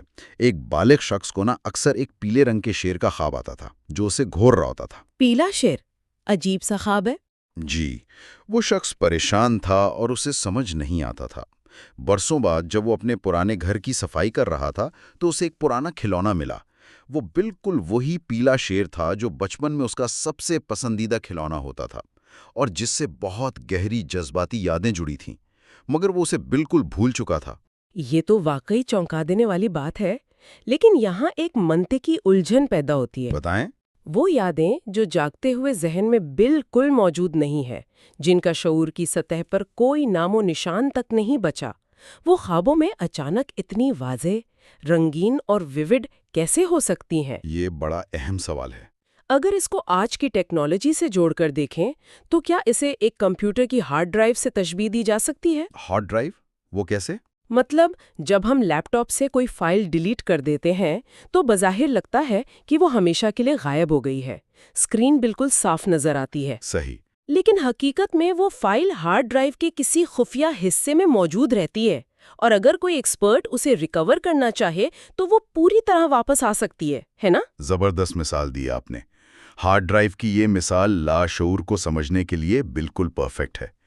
انسانی ذہن میں بھی وہ پرانی فائلیں کبھی پرماننٹ ڈیلیٹ نہیں ہوتی، بس چھپا دی جاتی ہیں۔ جی، انہیں روزمرہ کے شعوری ڈیسک ٹاپ سے ہٹا کر ایک محفوظ اور تاریک فولڈر میں ڈال دیا جاتا ہے تاکہ انسان اپنی موجودہ زندگی پر فوکس کر سکے۔ لیکن نیند کے دوران جب شعور کا پہرا کمزور پڑتا ہے تو خوابوں کا خودکار نظام ان پوشیدہ فائلوں کو دوبارہ کھول لیتا ہے، تب بچپن کی دبی ہوئی خواہشات یا صدمات ایک بار پھر خوابوں کے کینوس پر ابھر آتے ہیں۔ اچھا، یہ تو ہو گیا یادوں کا، یعنی ماضی اور حال کے واقعات کا کچا مال۔ لیکن اس سفر میں ایک اور چیز بھی ہے۔ وہ کیا؟ بچپن کی یادوں کے بعد اب ہم اس مادی جسم کی بات کرتے ہیں جو اس وقت اندھیرے کمرے میں بستر پر سو رہا ہے۔ لاشعور کا کمال یہ ہے کہ وہ صرف یادوں پر انحصار نہیں کرتا، بلکہ نیند کے دوران جسمانی حالاتوں اور احساسات کو بھی خواب بنانے کے لیے استعمال کرتا ہے۔ بالکل، جنہیں ہم سومیٹک سورسز کہتے ہیں۔ جی، دیکھیں، جسمانی احساسات یا سومیٹک سینسیشنز خوابوں میں بڑا ڈرامیٹک کردار ادا کرتے ہیں۔ جب انسان گہری نیند میں ہوتا ہے تو اس کا جسم بیرونی دنیا سے کٹا ہوا نہیں ہوتا۔ مطلب اگر سوتے ہوئے درد ہو یا سردی لگے؟ بالکل، اگر کمرے میں سردی ہو، ہاضمے کا کوئی مسئلہ ہو یا مثانے کا دباؤ یعنی بلیڈر پریشر بڑھ جائے تو دماغ تک سگنل جاتے ہیں۔ اب دماغ کے پاس دو راستے ہیں، جاگ جانا یا سوتے رہنا؟ ہاں، یا تو وہ ان احساسات کو محسوس کر کے انسان کو فوراً جگا دے، یا پھر کوئی ایسا طریقہ نکالے کہ نیند بھی نہ ٹوٹے اور جسم کا پیغام بھی پروسیس ہو جائے۔ اور لاشعور دوسرا راستہ چنتا ہے، وہ ان احساسات کو فوراً خواب کی کسی جاری کہانی میں شامل کر دیتا ہے۔ اور ذرائع میں اس کی وضاحت کے لیے نیپولین کی ایک بہت ہی زبردست مثال موجود ہے۔ جی، نیپولین والی مثال۔ نیپولین ایک بار سو رہا تھا اور باہر سڑک پر کہیں کوئی زوردار دھماکہ ہوا۔ اس کے دماغ نے فوراً، مطلب ایک سیکنڈ کے بھی حصے میں، اس بیرونی آواز کو جنگ کے ایک خواب میں بدل دیا۔ بالکل۔ خواب کے اندر وہ جنگ کے میدان میں تھا اور وہ دھماکہ اسے دشمن کی توپوں کی گرج کے طور پر سنائی دیا۔ اسی طرح اگر سوتے ہوئے بستر سے کمبل نیچے گر جائے اور سردی لگنے لگے تو انسان خواب دیکھتا ہے کہ وہ برفیلے پانی میں گر گیا ہے۔ یہاں اس نقطے کو پوری طرح سمجھنا ضروری ہے کہ یہ جسمانی احساسات بذات خود خواب کو پیدا نہیں کرتے۔ ایسا نہیں ہے کہ پیٹ میں درد ہوا تو اس نے خود بخود خواب لکھ دیا۔ تو پھر کیا ہوتا ہے؟ لاشعور ان احساسات کو بڑی مہارت سے اپنے فائدے کے لیے استعمال کرتا ہے تاکہ انسان جاگ نہ جائے۔ لاشعور کا ایک بہت بڑا مقصد نیند کو ٹوٹنے سے بچانا ہے۔ فرائیڈ اسی لیے خواب کو نیند کا محافظ یعنی گارڈین آف سلیپ کہتا ہے۔ مطلب خواب خلل کو کہانی کا حصہ بنا لیتا ہے۔ جی، جب کوئی جسمانی تکلیف یا باہر کا شور نیند خراب کرنے کی کوشش کرتا ہے تو خواب فوراً ایک متوازن کہانی گھڑ کر اس خلل کو کہانی کا حصہ بنا دیتا ہے تاکہ جسم سوتا رہے۔ یہ سن کر تو ایسا لگ رہا ہے جیسے خواب کسی بہت ہی شاطر، چالاک اور ہوشیار PR مینیجر کی طرح کام کرتا ہے۔ PR manager? ہاں، جیسے ہی باہر کی دنیا سے یا جسم کے اندر سے کوئی بری خبر آتی ہے، جیسے شور یا ٹھنڈ، یہ PR مینیجر فوراً اس کی ایک جھوٹی مگر تسلی بخش کہانی گھڑ کر دماغ کو پریس ریلیز جاری کر دیتا ہے کہ سب کنٹرول میں ہے، کوئی خطرہ نہیں، یہ جو دھماکہ ہوا ہے یہ تو جنگ کا حصہ ہے، بس سوتے رہو۔ اور یوں وہ اپنے کلائنٹ کو خوش رکھتا ہے۔ یہ ایک انتہائی شاندار منظر کشی ہے۔ وہ اندرونی مینیجر ہر بیرونی حملے کو اپنی سکرپٹ کا حصہ بنا کر انسان کو جاگنے سے بچا لیتا ہے۔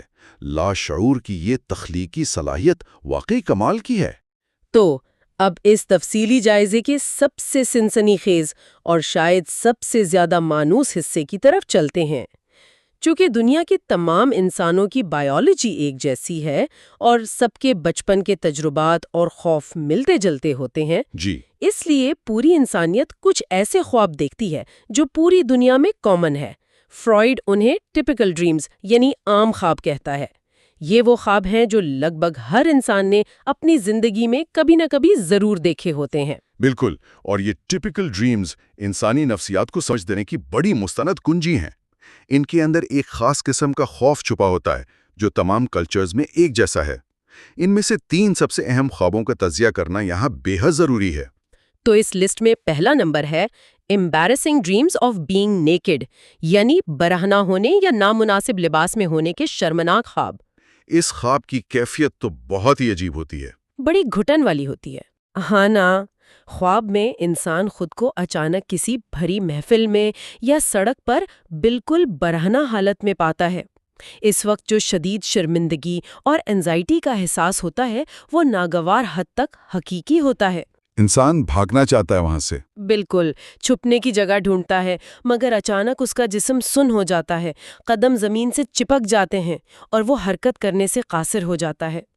لیکن اس پورے ڈراونے خواب میں سب سے حیران کن بات پتہ ہے کیا ہے؟ کیا؟ یہ کہ آس پاس موجود اجنبی لوگ اس پر کوئی توجہ ہی نہیں دیتے۔ وہ بالکل لاپرواہ یا اپنے کاموں میں مگن نظر آتے ہیں۔ اس کی آخر کیا منطق ہو سکتی ہے؟ یہ بظاہر ایک بڑا تضاد لگتا ہے، لیکن اس کے پیچھے ایک گہری نفسیاتی وجہ ہے۔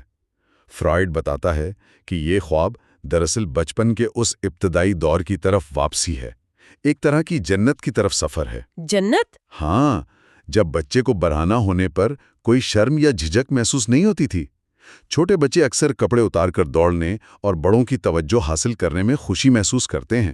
یہ لاشعور کی اسی نمائش یعنی ایگزیبٹنگ کی خواہش کی عکاسی ہے۔ اچھا۔ لیکن چونکہ اب وہ بچہ بالغ ہو چکا ہے اور معاشرتی قوانین اور سینسرشپ کی دیواریں کھڑی ہو چکی ہیں، تو یہ سینسر اس خواہش کے اوپر شدید شرمندگی مسلط کر دیتا ہے۔ حرکت کا رک جانا یا قدموں کا مفلوج ہونا کوئی جسمانی خامی نہیں ہے۔ تو پھر وہ کیا ہے؟ یہ اس بات کی علامت ہے کہ لاشعوری خواہش یعنی آزادی سے نمائش کرنا اور شعوری رکاوٹ یعنی معاشرتی شرم، ان کے درمیان ذہن کے اندر ایک زبردست جنگ چل رہی ہے، اور وہ جو اجنبی لوگ دھیان نہیں دیتے، ہاں، اس کی کیا وجہ ہے؟ وہ یہ ظاہر کرتا ہے کہ حقیقت میں کوئی بیرونی خطرہ موجود نہیں ہے۔ یہ سارا تماشا صرف انسان کی اپنی اندرونی کشمکش ہے۔ ایک لمحے کے لیے سوچیں، کیا مشہور مصنف ہینس کرسچن اینڈرسن کی کہانی بادشاہ کے نئے کپڑے دی ایمپررز نیو کلوتھس کا تعلق بھی اسی سے ہے؟ جہاں بادشاہ برہنہ ہوتا ہے، پورے شہر میں پریڈ کرتا ہے، مگر ہجوم میں سے کوئی کچھ نہیں کہتا اور سب نہ دیکھنے کا ڈرامہ کرتے ہیں۔ یہ تو ذہن کو ہلا دینے والی بات ہے کہ وہ کہانی دراصل دنیا کے ہر انسان کے ذہن میں چلنے والے اسی خواب کی ایک ثقافتی شکل ہے۔ بالکل، یہ تعلق بڑا گہرا ہے۔ وہ بادشاہ ہمارا اپنا لاشعور ہے اور وہ خاموش ہجوم ہمارے ذہن کا سینسر ہے۔ بڑی شاندار بات کی آپ نے۔ یہ جان کر تو کہانیوں کو دیکھنے کا نظریہ ہی بدل جاتا ہے۔ خیر، اب دوسرے عام خواب کی طرف چلتے ہیں جو جذباتی طور پر شاید سب سے زیادہ تاریک ہے۔ جی۔ Dreams of the death of persons of whom the dreamer is fond, یعنی اپنے پیاروں کی موت کے خواب، جن میں انسان اپنے والدین، بہن بھائیوں یا بچوں کو مرا ہوا دیکھتا ہے۔ ان میں ایموشنل انٹینسٹی اتنی زیادہ ہوتی ہے کہ انسان اکثر روتے ہوئے جاگتا ہے، اور جاگنے کے کافی دیر بعد تک وہ اس صدمے سے باہر نہیں نکل پاتا۔ یہ واقعی انسان کو اندر تک ہلا دیتے ہیں۔ فرائیڈ اس مقام پر ایک انتہائی حیران کن اور کچھ لوگوں کے نزدیک متنازع تھیوری پیش کرتا ہے۔ وہ کیا؟ رکیے، یہ تو بہت ہی پریشان کن اور خوفناک بات ہے۔ کوئی بھی نارمل انسان یہ ماننے کو قطعی تیار نہیں ہوگا کہ اس نے کبھی اپنے ہی والدین یا بہن بھائیوں کی موت کی خواہش کی تھی۔ یہ بات تو سن کر ہی جھرجھری آ جاتی ہے۔ میں سمجھ سکتا ہوں، یہ رد عمل بالکل فطری ہے، اور فرائیڈ خود بھی جانتا تھا کہ لوگ اس نظریے کو سختی سے مسترد کر دیں گے۔ لیکن اس الجھن کو سلجھانے کے لیے ہمیں ایک بالغ انسان کی اینک اتار کر ایک چھوٹے بچے کے ذہن سے سوچنا ہوگا۔ مطلب بچوں کے لیے موت کا کچھ اور مطلب ہوتا ہے؟ بالکل، بالوں کے لیے موت کا مطلب فنا ہونا یا قبر میں چلے جانا ہوتا ہے، لیکن ایک بچے کے لیے موت کا مطلب صرف راستے سے ہٹ جانا یا دور چلے جانا ہوتا ہے۔ اچھا۔ ذرا سوچیں، جب گھر میں کوئی نیا بچہ پیدا ہوتا ہے تو بڑے بچے کو لگتا ہے کہ والدین کی ساری توجہ اس نئے مہمان کی طرف چلی گئی ہے۔ اس کے اندر ایک حسد پیدا ہوتا ہے جسے سبلنگ رائیولری کہتے ہیں۔ ہاں، یہ تو ہوتا ہے۔ وہ بچہ غصے میں بس یہ چاہتا ہے کہ یہ نیا بچہ کسی طرح راستے سے ہٹ جائے تاکہ اسے والدین کا پیار دوبارہ مل سکے۔ اسی طرح اوڈیپس کمپلیکس کی جھلک بھی نظر آتی ہے، جہاں بچہ والدین میں سے کسی ایک کو اپنا حریف سمجھنے لگتا ہے۔ اور کیونکہ لاشعور میں وقت نہیں گزرتا تو پرانی خواہش وہیں پڑی رہتی ہے؟ بالکل، وہ خام اور بظاہر ظالمانہ خواہش آج بھی اسی شدت سے محفوظ رہتی ہے اور خواب میں سامنے آ جاتی ہے۔ اور وہ جو شدید غم محسوس ہوتا ہے خواب میں، وہ دراصل اس بچگانہ خواہش پر بالغ شعور کی شرمندگی ہوتی ہے۔ یہ لاشعور کی غیر منطقی دنیا ہے، اس کا انسان کے موجودہ ارادوں سے کوئی تعلق نہیں ہے۔ یہ وضاحت واقعی ایک نیا تناظر پیش کرتی ہے کہ کس طرح بچپن کے معصوم الفاظ بالغ ذہن میں خوفناک شکل اختیار کر لیتے ہیں۔ بہرحال اب تیسرے اور آخری ٹپیکل ڈریم پر آتے ہیں۔ ایگزامینیشن ڈریمز یعنی امتحانات کے خواب۔ جی، یہ بھی بہت کامن ہے۔ انسان کو اسکول کالج چھوڑے برسوں گزر چکے ہوتے ہیں، مگر خواب میں وہ امتحانی ہال میں بیٹھا ہے، ٹائم ختم ہو رہا ہے، پرچہ سامنے ہے اور اسے ایک لفظ نہیں آتا، حالانکہ حقیقت میں وہ یہ امتحان برسوں پہلے پاس کر چکا ہوتا ہے۔ نفسیاتی تجزیے کے مطابق یہ خواب اکثر عین اس وقت آتے ہیں جب انسان اپنی جاگتی زندگی میں کسی نئے چیلنج، نوکری کے انٹرویو یا کسی ایسی صورتحال سے گزر رہا ہو جو اسے اندر سے گھبرا رہی ہو۔ تو لاشعور اسے ڈرا رہا ہوتا ہے؟ نہیں، ڈرا نہیں رہا ہوتا۔ ایسے میں لاشعور یہ خواب دکھا کر انسان کو پریشان نہیں کرنا چاہتا، بلکہ دراصل تسلی دے رہا ہوتا ہے، یعنی کانسولیشن دے رہا ہوتا ہے۔ تسلی کیسے؟ فیل ہونے کا خواب تسلی کیسے ہو سکتا ہے؟ لاشعور کا پیغام یہ ہوتا ہے کہ ذرا یاد کرو، تم اس پرانے امتحان کے وقت بھی اتنے ہی گھبرا رہے تھے، تمہیں لگ رہا تھا کہ تم فیل ہو جاؤ گے، لیکن تم نے اسے کامیابی سے پاس کر لیا تھا نا، تو اب اس موجودہ مشکل سے بھی پریشان مت ہو، تم اس میں بھی کامیاب ہو جاؤ گے۔ ارے واہ، یہ تو بہت ہی پازیٹیو پہلو ہے۔ جی، لیکن اس میں اکثر بچپن کی کسی نادانی یا چھپائی گئی کمزوری پر شرمندگی کا ایک خفیہ پہلو بھی شامل ہوتا ہے، جسے سینسر امتحان کے خوف میں بدل دیتا ہے۔ آج کی اس تفصیلی جائزے میں یہ بات تو پوری طرح واضح ہو گئی ہے کہ لاشعور واقعی ایک جینیس فلم ڈائریکٹر کی طرح کام کرتا ہے۔ بالکل۔ وہ پچھلے دن کی معمولی یادوں کو چنتا ہے، ان کے اندر بچپن کی خواہشات کی ملاوٹ کرتا ہے، جسمانی تکالیف کو کہانی کا حصہ بناتا ہے اور ایک ایسا حیرت انگیز ڈرامہ سٹیج کرتا ہے جو نیند کی حفاظت بھی کرتا ہے اور دبی ہوئی خواہشات کو سانس لینے کا موقع بھی دیتا ہے۔ انسانی ذہن کی یہ ڈرامائی صلاحیت اس بات کا ثبوت ہے کہ ہمارے اندر کتنی گہری اور پراسرار دنیا آباد ہے۔ لاشعور ان سب چیزوں کو ایک ہی لڑی میں پرونے کا بے مثال ماسٹر ہے۔ اس ساری گفتگو کے بعد ایک بہت ہی چونکا دینے والا خیال ذہن میں آتا ہے۔ اگر ہمارا اپنا ذہن اتنا مصروف ہے اور وہ ہر رات مسلسل ایسے پیچیدہ اور خفیہ ڈرامے بنا رہا ہے جن کا مقصد صرف جسم کو سلائے رکھنا اور پرانی خواہشات کو پروسیس کرنا ہے، تو حقیقت میں انسانی زندگی کا کنٹرول کس کے پاس ہے؟ وہ انسان جو صبح جاگ کر فیصلے کرتا ہے، یا وہ خاموش ڈائریکٹر جو اندھیرے میں بیٹھ کر ہر رات سکرپٹ لکھ رہا ہے؟ یہ ایک ایسا سوال ہے جو واقعی انسان کو سوچنے پر مجبور کر دیتا ہے۔ ایک بہت ہی گہری سوچ ہے یہ۔ خیر، یہ کچا مال کیسے پروسیس ہوتا ہے اور ذہن کے اس فیکٹری میں کیا کام ہوتا ہے، یہ جاننے کا وقت اب قریب آ رہا ہے۔ اگلے حصے میں ہم فرائیڈ کے سب سے پیچیدہ اور انقلابی نظریے ڈریم ورک میں داخل ہوں گے، جہاں انسانی ذہن خوابوں کو کریٹ، ڈسٹورٹ اور سمبلائز کرتا ہے۔ ہم بات کریں گے کانڈنسیشن، ڈسپلیسمنٹ، سمبلزم، سیکنڈری ریویژن، اور سمجھیں گے کہ لاشعور انسانی ذہن کے پیغامات کو خفیہ زبان میں کیوں تبدیل کرتا ہے۔ یہ سفر ابھی جاری ہے۔ ہمیں لگتا ہے کہ جب ہم سوتے ہیں نا تو ہمارا دماغ بس آرام کرتا ہے، مطلب ہم دنیا سے کٹ جاتے ہیں اور ایک پرسکون سے اندھیرے میں کھو جاتے ہیں، لیکن اصل میں ایسا بالکل بھی نہیں ہے۔ بالکل نہیں۔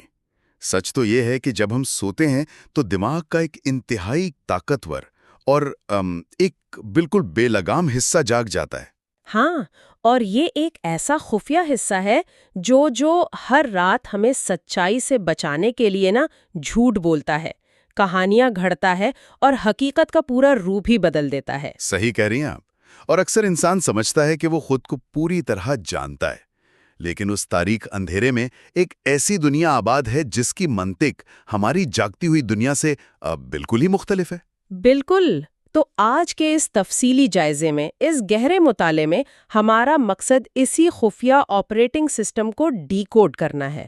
یہ ہماری اس نفسیاتی سیریز کا آخری اور سب سے اہم حصہ ہے، اور سب سے گہرا حصہ بھی۔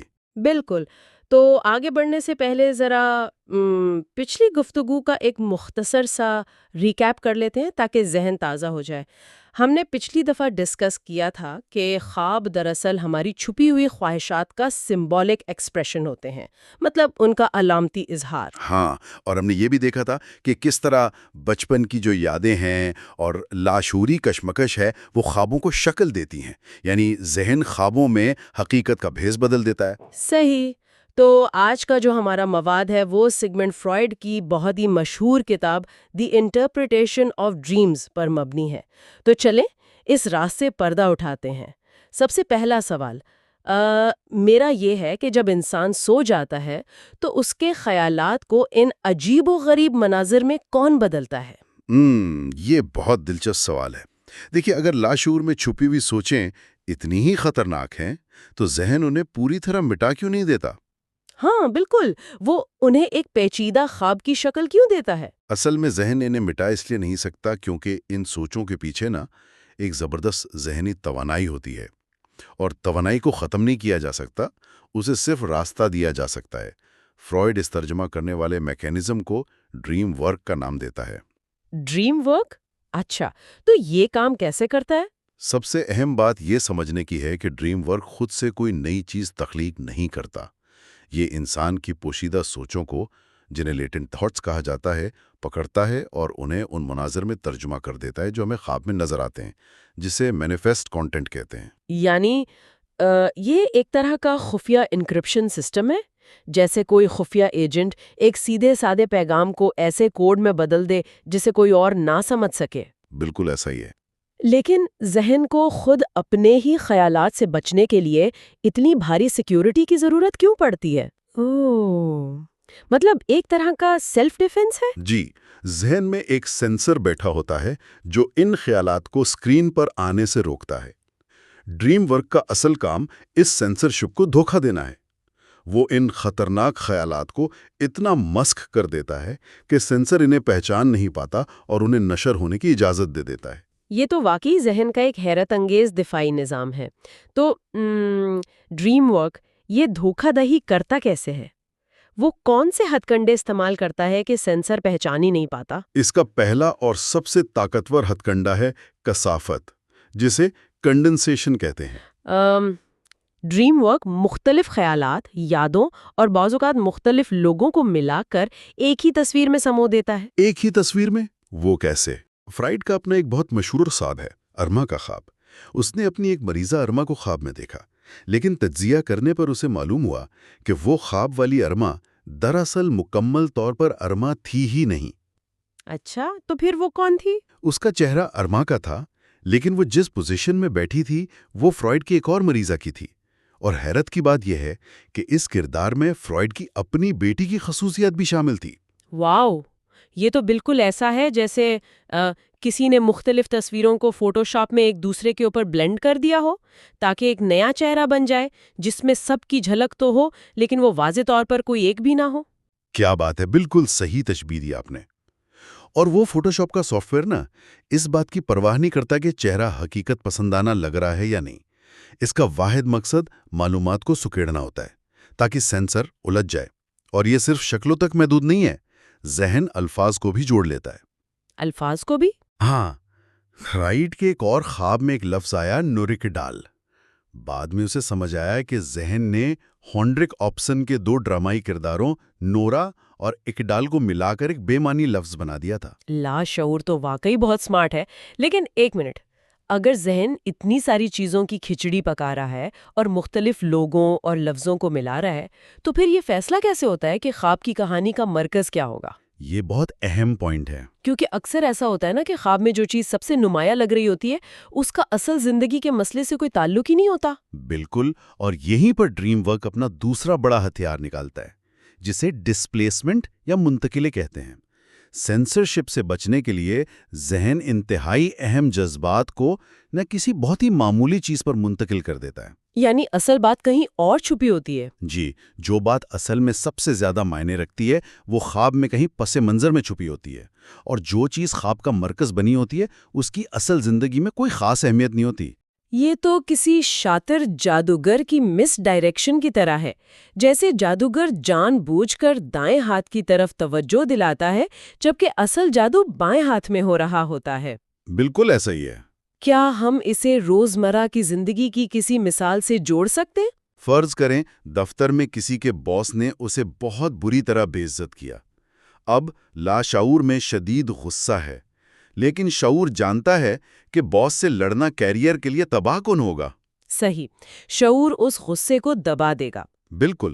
اب رات کو خواب میں وہ شخص باس کو نہیں پیٹتا، بلکہ وہ دیکھتا ہے کہ وہ کسی کتے کو مار رہا ہے یا کسی اجنبی سے الجھ رہا ہے۔ غصے کی پوری شدت اس اجنبی پر منتقل ہو چکی ہوتی ہے۔ غصہ بھی نکل جاتا ہے اور سینسر خطرے کی گھنٹی بھی نہیں بجاتا۔ حیرت انگیز! یہاں معاملہ واقعی بہت دلچسپ ہو جاتا ہے، لیکن مجھے ایک بات بتائیں، ذہن ان پوشیدہ ایبسٹریکٹ خیالات کو جیسے غصہ یا احساس کمتری کسی منظر میں کیسے دکھاتا ہے؟ سوچوں کی تو کوئی زبان یا تصویر نہیں ہوتی نا؟ اچھا، علامات کس طرح کی؟ فرائیڈ نے اس پر بہت کام کیا ہے۔ اس کے مطابق خواب میں نظر آنے والے بادشاہ اور ملکہ دراصل والدین کی علامت ہوتے ہیں۔ بند کمرے اور خاص طور پر ان کے تالے اور چابیاں خواتین کی علامت ہو سکتی ہیں۔ صحیح۔ اور لمبی، تیز دھار چیزیں جیسے چاقو، چھتریاں مردانہ اعضاء کو ظاہر کرتی ہیں۔ اسی طرح چھوٹے بچے یا کیڑے مکوڑے اکثر بہن بھائیوں کی مسابقت یا ناپسندیدہ رشتوں کی نمائندگی کرتے ہیں۔ یہ تو بہت ہی مخصوص قسم کی ڈکشنری لگ رہی ہے۔ تو کیا یہ ہر انسان کے لیے الگ ہوتی ہے یا ہمارا ذہن پیدائشی طور پر ان کو جانتا ہے؟ یہ اس پورے مطالعے کا سب سے حیران کن پہلو ہے۔ یہ علامات صرف خوابوں تک محدود نہیں ہیں۔ تو پھر اور کہاں ملتی ہیں؟ اگر آپ قدیم لوک داستانوں، خرافات، پرانی کہاوتوں اور دنیا بھر کے محاوروں پر غور کریں تو ان سب میں یہی علامات ملیں گی۔ یہ انسانیت کی ایک مشترکہ لاشعوری زبان ہے۔ واہ! ہمارا دماغ رات کو بھی اسی قدیم زبان کو استعمال کر کے اپنی کہانی بناتا ہے۔ لیکن اگر یہ ایک اتنی منظم اور مشترکہ زبان ہے تو پھر کچھ خواب اتنے بے تکے اور احمقانہ کیوں ہوتے ہیں؟ انسان کبھی کبھار اٹھ کر سوچتا ہے کہ یار نیند میں شاید میرے دماغ نے کام کرنا چھوڑ دیا تھا، کچھ بھی منطقی نہیں ہوتا۔ بظاہر ایسا ہی لگتا ہے، لیکن لاشعور کبھی کوئی کام بغیر مقصد کے نہیں کرتا۔ جب کوئی خواب بہت زیادہ بے تکا یا لغو ہوتا ہے تو وہ دماغ کی کمزوری نہیں ہوتی۔ تو پھر وہ کیا ہوتا ہے؟ وہ لاشعور کی ایک سوچی سمجھی تنقید ہوتی ہے۔ لاشعور تمسخر یا تضاد کو ظاہر کرنے کے لیے بے تکی باتوں کا سہارا لیتا ہے۔ جب لاشعور جاگتی زندگی کے کسی عقیدے کو مذاقیہ خیز سمجھتا ہے تو وہ خواب میں اسے ایک عجیب منظر میں بدل کر اس کا مذاق اڑاتا ہے۔ مطلب وہ بے تکی صورتحال دراصل لاشعور کا طنز ہے۔ کیا فرائیڈ نے اس کی کوئی مثال دی ہے؟ جی ہاں، فرائیڈ کے اپنے خواب کی مثال ہے۔ اس نے دیکھا کہ اس کا مردہ باپ زندہ ہو گیا ہے، اس سے باتیں کر رہا ہے، لیکن سب سے عجیب بات یہ تھی کہ باپ کو یہ نہیں پتا تھا کہ وہ مر چکا ہے۔ یہ تو واقعی بہت بے تکی اور ناممکن صورتحال ہے۔ بالکل، لیکن تجزیے سے معلوم ہوا کہ یہ دراصل فرائیڈ کے اپنے والد سے متعلق لاشعوری خواہش اور حقیقت کے درمیان ایک تضاد تھا۔ ذہن خود سے کوئی نئی منطق نہیں بنا رہا تھا، بلکہ وہ جاگتی زندگی کے فیصلوں کو کاپی پیسٹ کر کے ایک مضحکہ خیز صورتحال پیدا کر رہا تھا تاکہ اس کی اندرونی کشمکش پر طنز کیا جا سکے۔ اچھا، تو مناظر مسخ ہو جاتے ہیں، شکلیں بدل جاتی ہیں اور لاشعور طنز بھی کرتا ہے۔ تو پھر ان خوابوں میں محسوس ہونے والے جذبات کا کیا ہوتا ہے؟ یہ بہت ہی اہم سوال ہے۔ مطلب اگر خواب میں ایک بہت ہی خوفناک یا غمناک منظر چل رہا ہے لیکن محسوس کچھ نہیں ہو رہا، تو کیا ڈریم ورک جذبات کو بھی بدل دیتا ہے؟ یہاں فرائیڈ واضح کرتا ہے کہ خواب میں خیالات اور مناظر تو بدل جاتے ہیں، لیکن جو جذبات ہیں جو افیکٹس ہیں، وہ اصلی رہتے ہیں۔ اصلی رہتے ہیں، لیکن منظر تو کچھ اور ہوتا ہے۔ بالکل، ان کی نوعیت تبدیل نہیں ہوتی۔ ہوتا صرف یہ ہے کہ وہ جذبات اپنی اصل سوچ سے کٹ کر کسی اور منظر کے ساتھ جڑ جاتے ہیں۔ اس کو تھوڑا مزید کھول کر بیان کریں گے؟ سمجھنے میں تھوڑی مشکل ہو رہی ہے۔ فرائیڈ کی ایک مریضہ کی بڑی دلچسپ مثال ہے۔ اس نے خواب دیکھا کہ اس کی بہن کا اکلوتا بیٹا تابوت میں پڑا ہے۔ یہ ایک انتہائی غمناک منظر تھا نا؟ ہاں بالکل، بہت دل دہلا دینے والا۔ لیکن اس مریضہ کو خواب میں ذرا بھی رونا نہیں آیا، نہ ہی دکھ محسوس ہوا۔ تجزیہ کرنے پر پتہ چلا کہ اس تابوت کے پیچھے چھپی اصل خواہش اس بچے کی موت نہیں تھی۔ پھر کیا تھی؟ اصل میں وہ جنازے میں آنے والے ایک ایسے شخص سے ملنا چاہتی تھی جس سے وہ ماضی میں بے پناہ محبت کرتی تھی۔ اوہ مائی گاڈ! تو کیونکہ اس شخص سے ملنے کی خواہش خوشی سے جڑی تھی، اس لیے اسے جنازے کے باوجود دکھ نہیں ہوا۔ بالکل، جذبات ہمیشہ اصل چھپی ہوئی خواہش کے ہوتے ہیں، نہ کہ اس منظر کے جو اسکرین پر چل رہا ہو۔ سینسرشپ جذبات کو ان کے کانٹیکٹ سے الگ کر دیتی ہے اور کبھی کبھی تو رخ ہی موڑ دیتی ہے، جیسے انتہائی غصے کی جگہ ہنسی آنے لگے۔ یہ تو ایسا لگ رہا ہے جیسے لاشعور ایک ایسا ڈائریکٹر ہے جو بس بکھرے ہوئے مناظر کو جوڑ توڑ کر پیش کر رہا ہے. لیکن اگر ڈریم ورک چیزوں کو اتنا توڑ مڑوڑ رہا ہے تو صبح اٹھنے پر ہمیں خواب ایک سٹوری کی طرح، ایک کہانی کی صورت میں کیسے یاد ہوتا ہے؟ اس فریب کو برقرار رکھنے کے لیے ذہن اپنا آخری ہتھ کنڈا استعمال کرتا ہے، جسے ثانوی نظر ثانی یا سیکنڈری ریویژن کہتے ہیں. Secondary revision? ہاں، یہ ذہن کا وہ آخری فلٹر ہے جو جاگنے سے ذرا پہلے متحرک ہوتا ہے. اس کا کام ان بکھرے ہوئے مناظر کے درمیان خالی جگہوں کو بھرنا ہے تاکہ خواب بظاہر منطقی لگے. اچھا، تو یہ ایک فلم ایڈیٹر کا کام کرتا ہے. بالکل. مطلب ایڈیٹر کو اس بات سے کوئی غرض نہیں ہوتے کہ کون سا سین کس دن شوٹ ہوا تھا. وہ بس کٹ لگا کر سینز کو جوڑ کر ایک ایسی فلم بناتا ہے جو دیکھنے والے کو سمجھ آ سکے. بالکل درست. اس کا واحد مقصد یہ ہوتا ہے کہ جب صبح شعور کی آنکھ کھلے نا تو اسے ایک ایسی فلم ملے جس کی کوئی منطق ہو، تاکہ شعور کا جو انتباہی سائرن ہے وہ نہ بجے اور وہ اسے ایک عام سا خواب سمجھ لیں. یہ ذہن کی کیا کمال انجینئرنگ ہے. لیکن ایک اور سوال ذہن میں آ رہا ہے. اگر یہ سب سوچوں اور خیالات کی ہیرا پھیری ہے تو ہمیں خواب محض ایک سوچ کی طرح محسوس کیوں نہیں ہوتے؟ مطلب بصری کیوں ہوتے ہیں؟ ہاں، ہمیں وہ ایک مکمل سین کی صورت میں کیوں نظر آتے ہیں؟ ایسا کیوں لگتا ہے کہ ہم واقعی کچھ دیکھ اور سن رہے ہیں؟ اسے سمجھنے کے لیے ہمیں ایک تصور کو سمجھنا ہوگا جسے ریگریشن یا پسپائی کہتے ہیں. جاگتی حالت میں انسانی ذہن کا بہاؤ کس طرف ہوتا ہے؟ ایک خیال آتا ہے اور وہ آگے عمل کی طرف جاتا ہے. بالکل، ہم سوچتے ہیں اور پھر کرتے ہیں. لیکن نیند میں چونکہ جسمانی حرکت بند ہوتی ہے، موٹر سسٹمز مفلوج ہوتے ہیں، تو ذہن میں پیدا ہونے والی وہ توانائی آگے عمل کی طرف نہیں جا سکتی. تو چونکہ دروازہ آگے سے بند ہے، وہ توانائی الٹی سمت میں بہنا شروع کر دیتی ہے. ایگزیکٹلی. سوچ آگے عمل کی طرف جانے کے بجائے پیچھے حسیات یعنی سینسری پرسیپشن کی طرف پلٹ جاتی ہے. تو وہ خیالات ہمیں نظر آنے لگتے ہیں. جی، وہ ایک طرح کی ہیلوسینیشن بن جاتے ہیں. یہ انسانی ذہن کا وہ آپریٹنگ سسٹم ہے جو ریورس گیئر میں چل رہا ہوتا ہے. یہ بات واقعی دنگ کر دینے والی ہے. ہم نے علامات سمجھ لیں، سینسرشپ، ریگریشن، سب سمجھ لیا. لیکن فرائیڈ کا ایک سب سے بڑا دعویٰ ہے کہ ہر خواب کسی خواہش کی تکمیل یعنی وش فلفلمنٹ ہوتا ہے. مجھے اس پر ذرا شبہ ہے. شبہ کیوں ہے آپ کو؟ اگر خواب میری ہی خواہش پوری کر رہے ہیں تو انسان رات کو پسینے میں شرابور ڈر کر کیوں اٹھتا ہے؟ جنہیں ہم اینگزائٹی ڈریمز کہتے ہیں، ان میں کون سی خواہش پوری ہو رہی ہوتی ہے؟ بھائی کوئی ڈرنا کیوں چاہے گا؟ یہ وہی سوال ہے جس پر فرائیڈ کی تھیوری کو سب سے زیادہ پرکھا گیا ہے، اور اس کا جواب انسانی نفسیات کی بہت تاریک حقیقت ہے. فرائیڈ کہتا ہے کہ خوفناک خواب بھی خواہش کی ہی تکمیل ہوتے ہیں. کیسے؟ لیکن یہ خواہش شعور کی نہیں ہوتی. یہ لاشعور کی کوئی ایسی پرانی دبی ہوئی خواہش ہوتی ہے جسے شعور سختی سے مسترد کر چکا ہوتا ہے، جسے ریپریسڈ وش کہتے ہیں.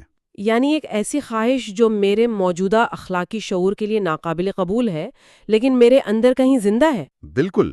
جب لاشعور کی وہ دبی ہوئی خواہش طاقت پکڑ کر باہر آنے کی کوشش کرتی ہے نا، تو لاشعور تو خوش ہوتا ہے، لیکن شعور اسے اپنے وجود کے لیے جان لیوا خطرہ محسوس کرتا ہے. تو پھر کیا ہوتا ہے؟ اس بغاوت کو روکنے کے لیے شعور کا دفاعی نظام خطرے کا سائرن بجا دیتا ہے، اور یہ جو سائرن ہے اسے ہی ہم خوف، بے چینی یا اینگزائٹی کے طور پر محسوس کرتے ہیں.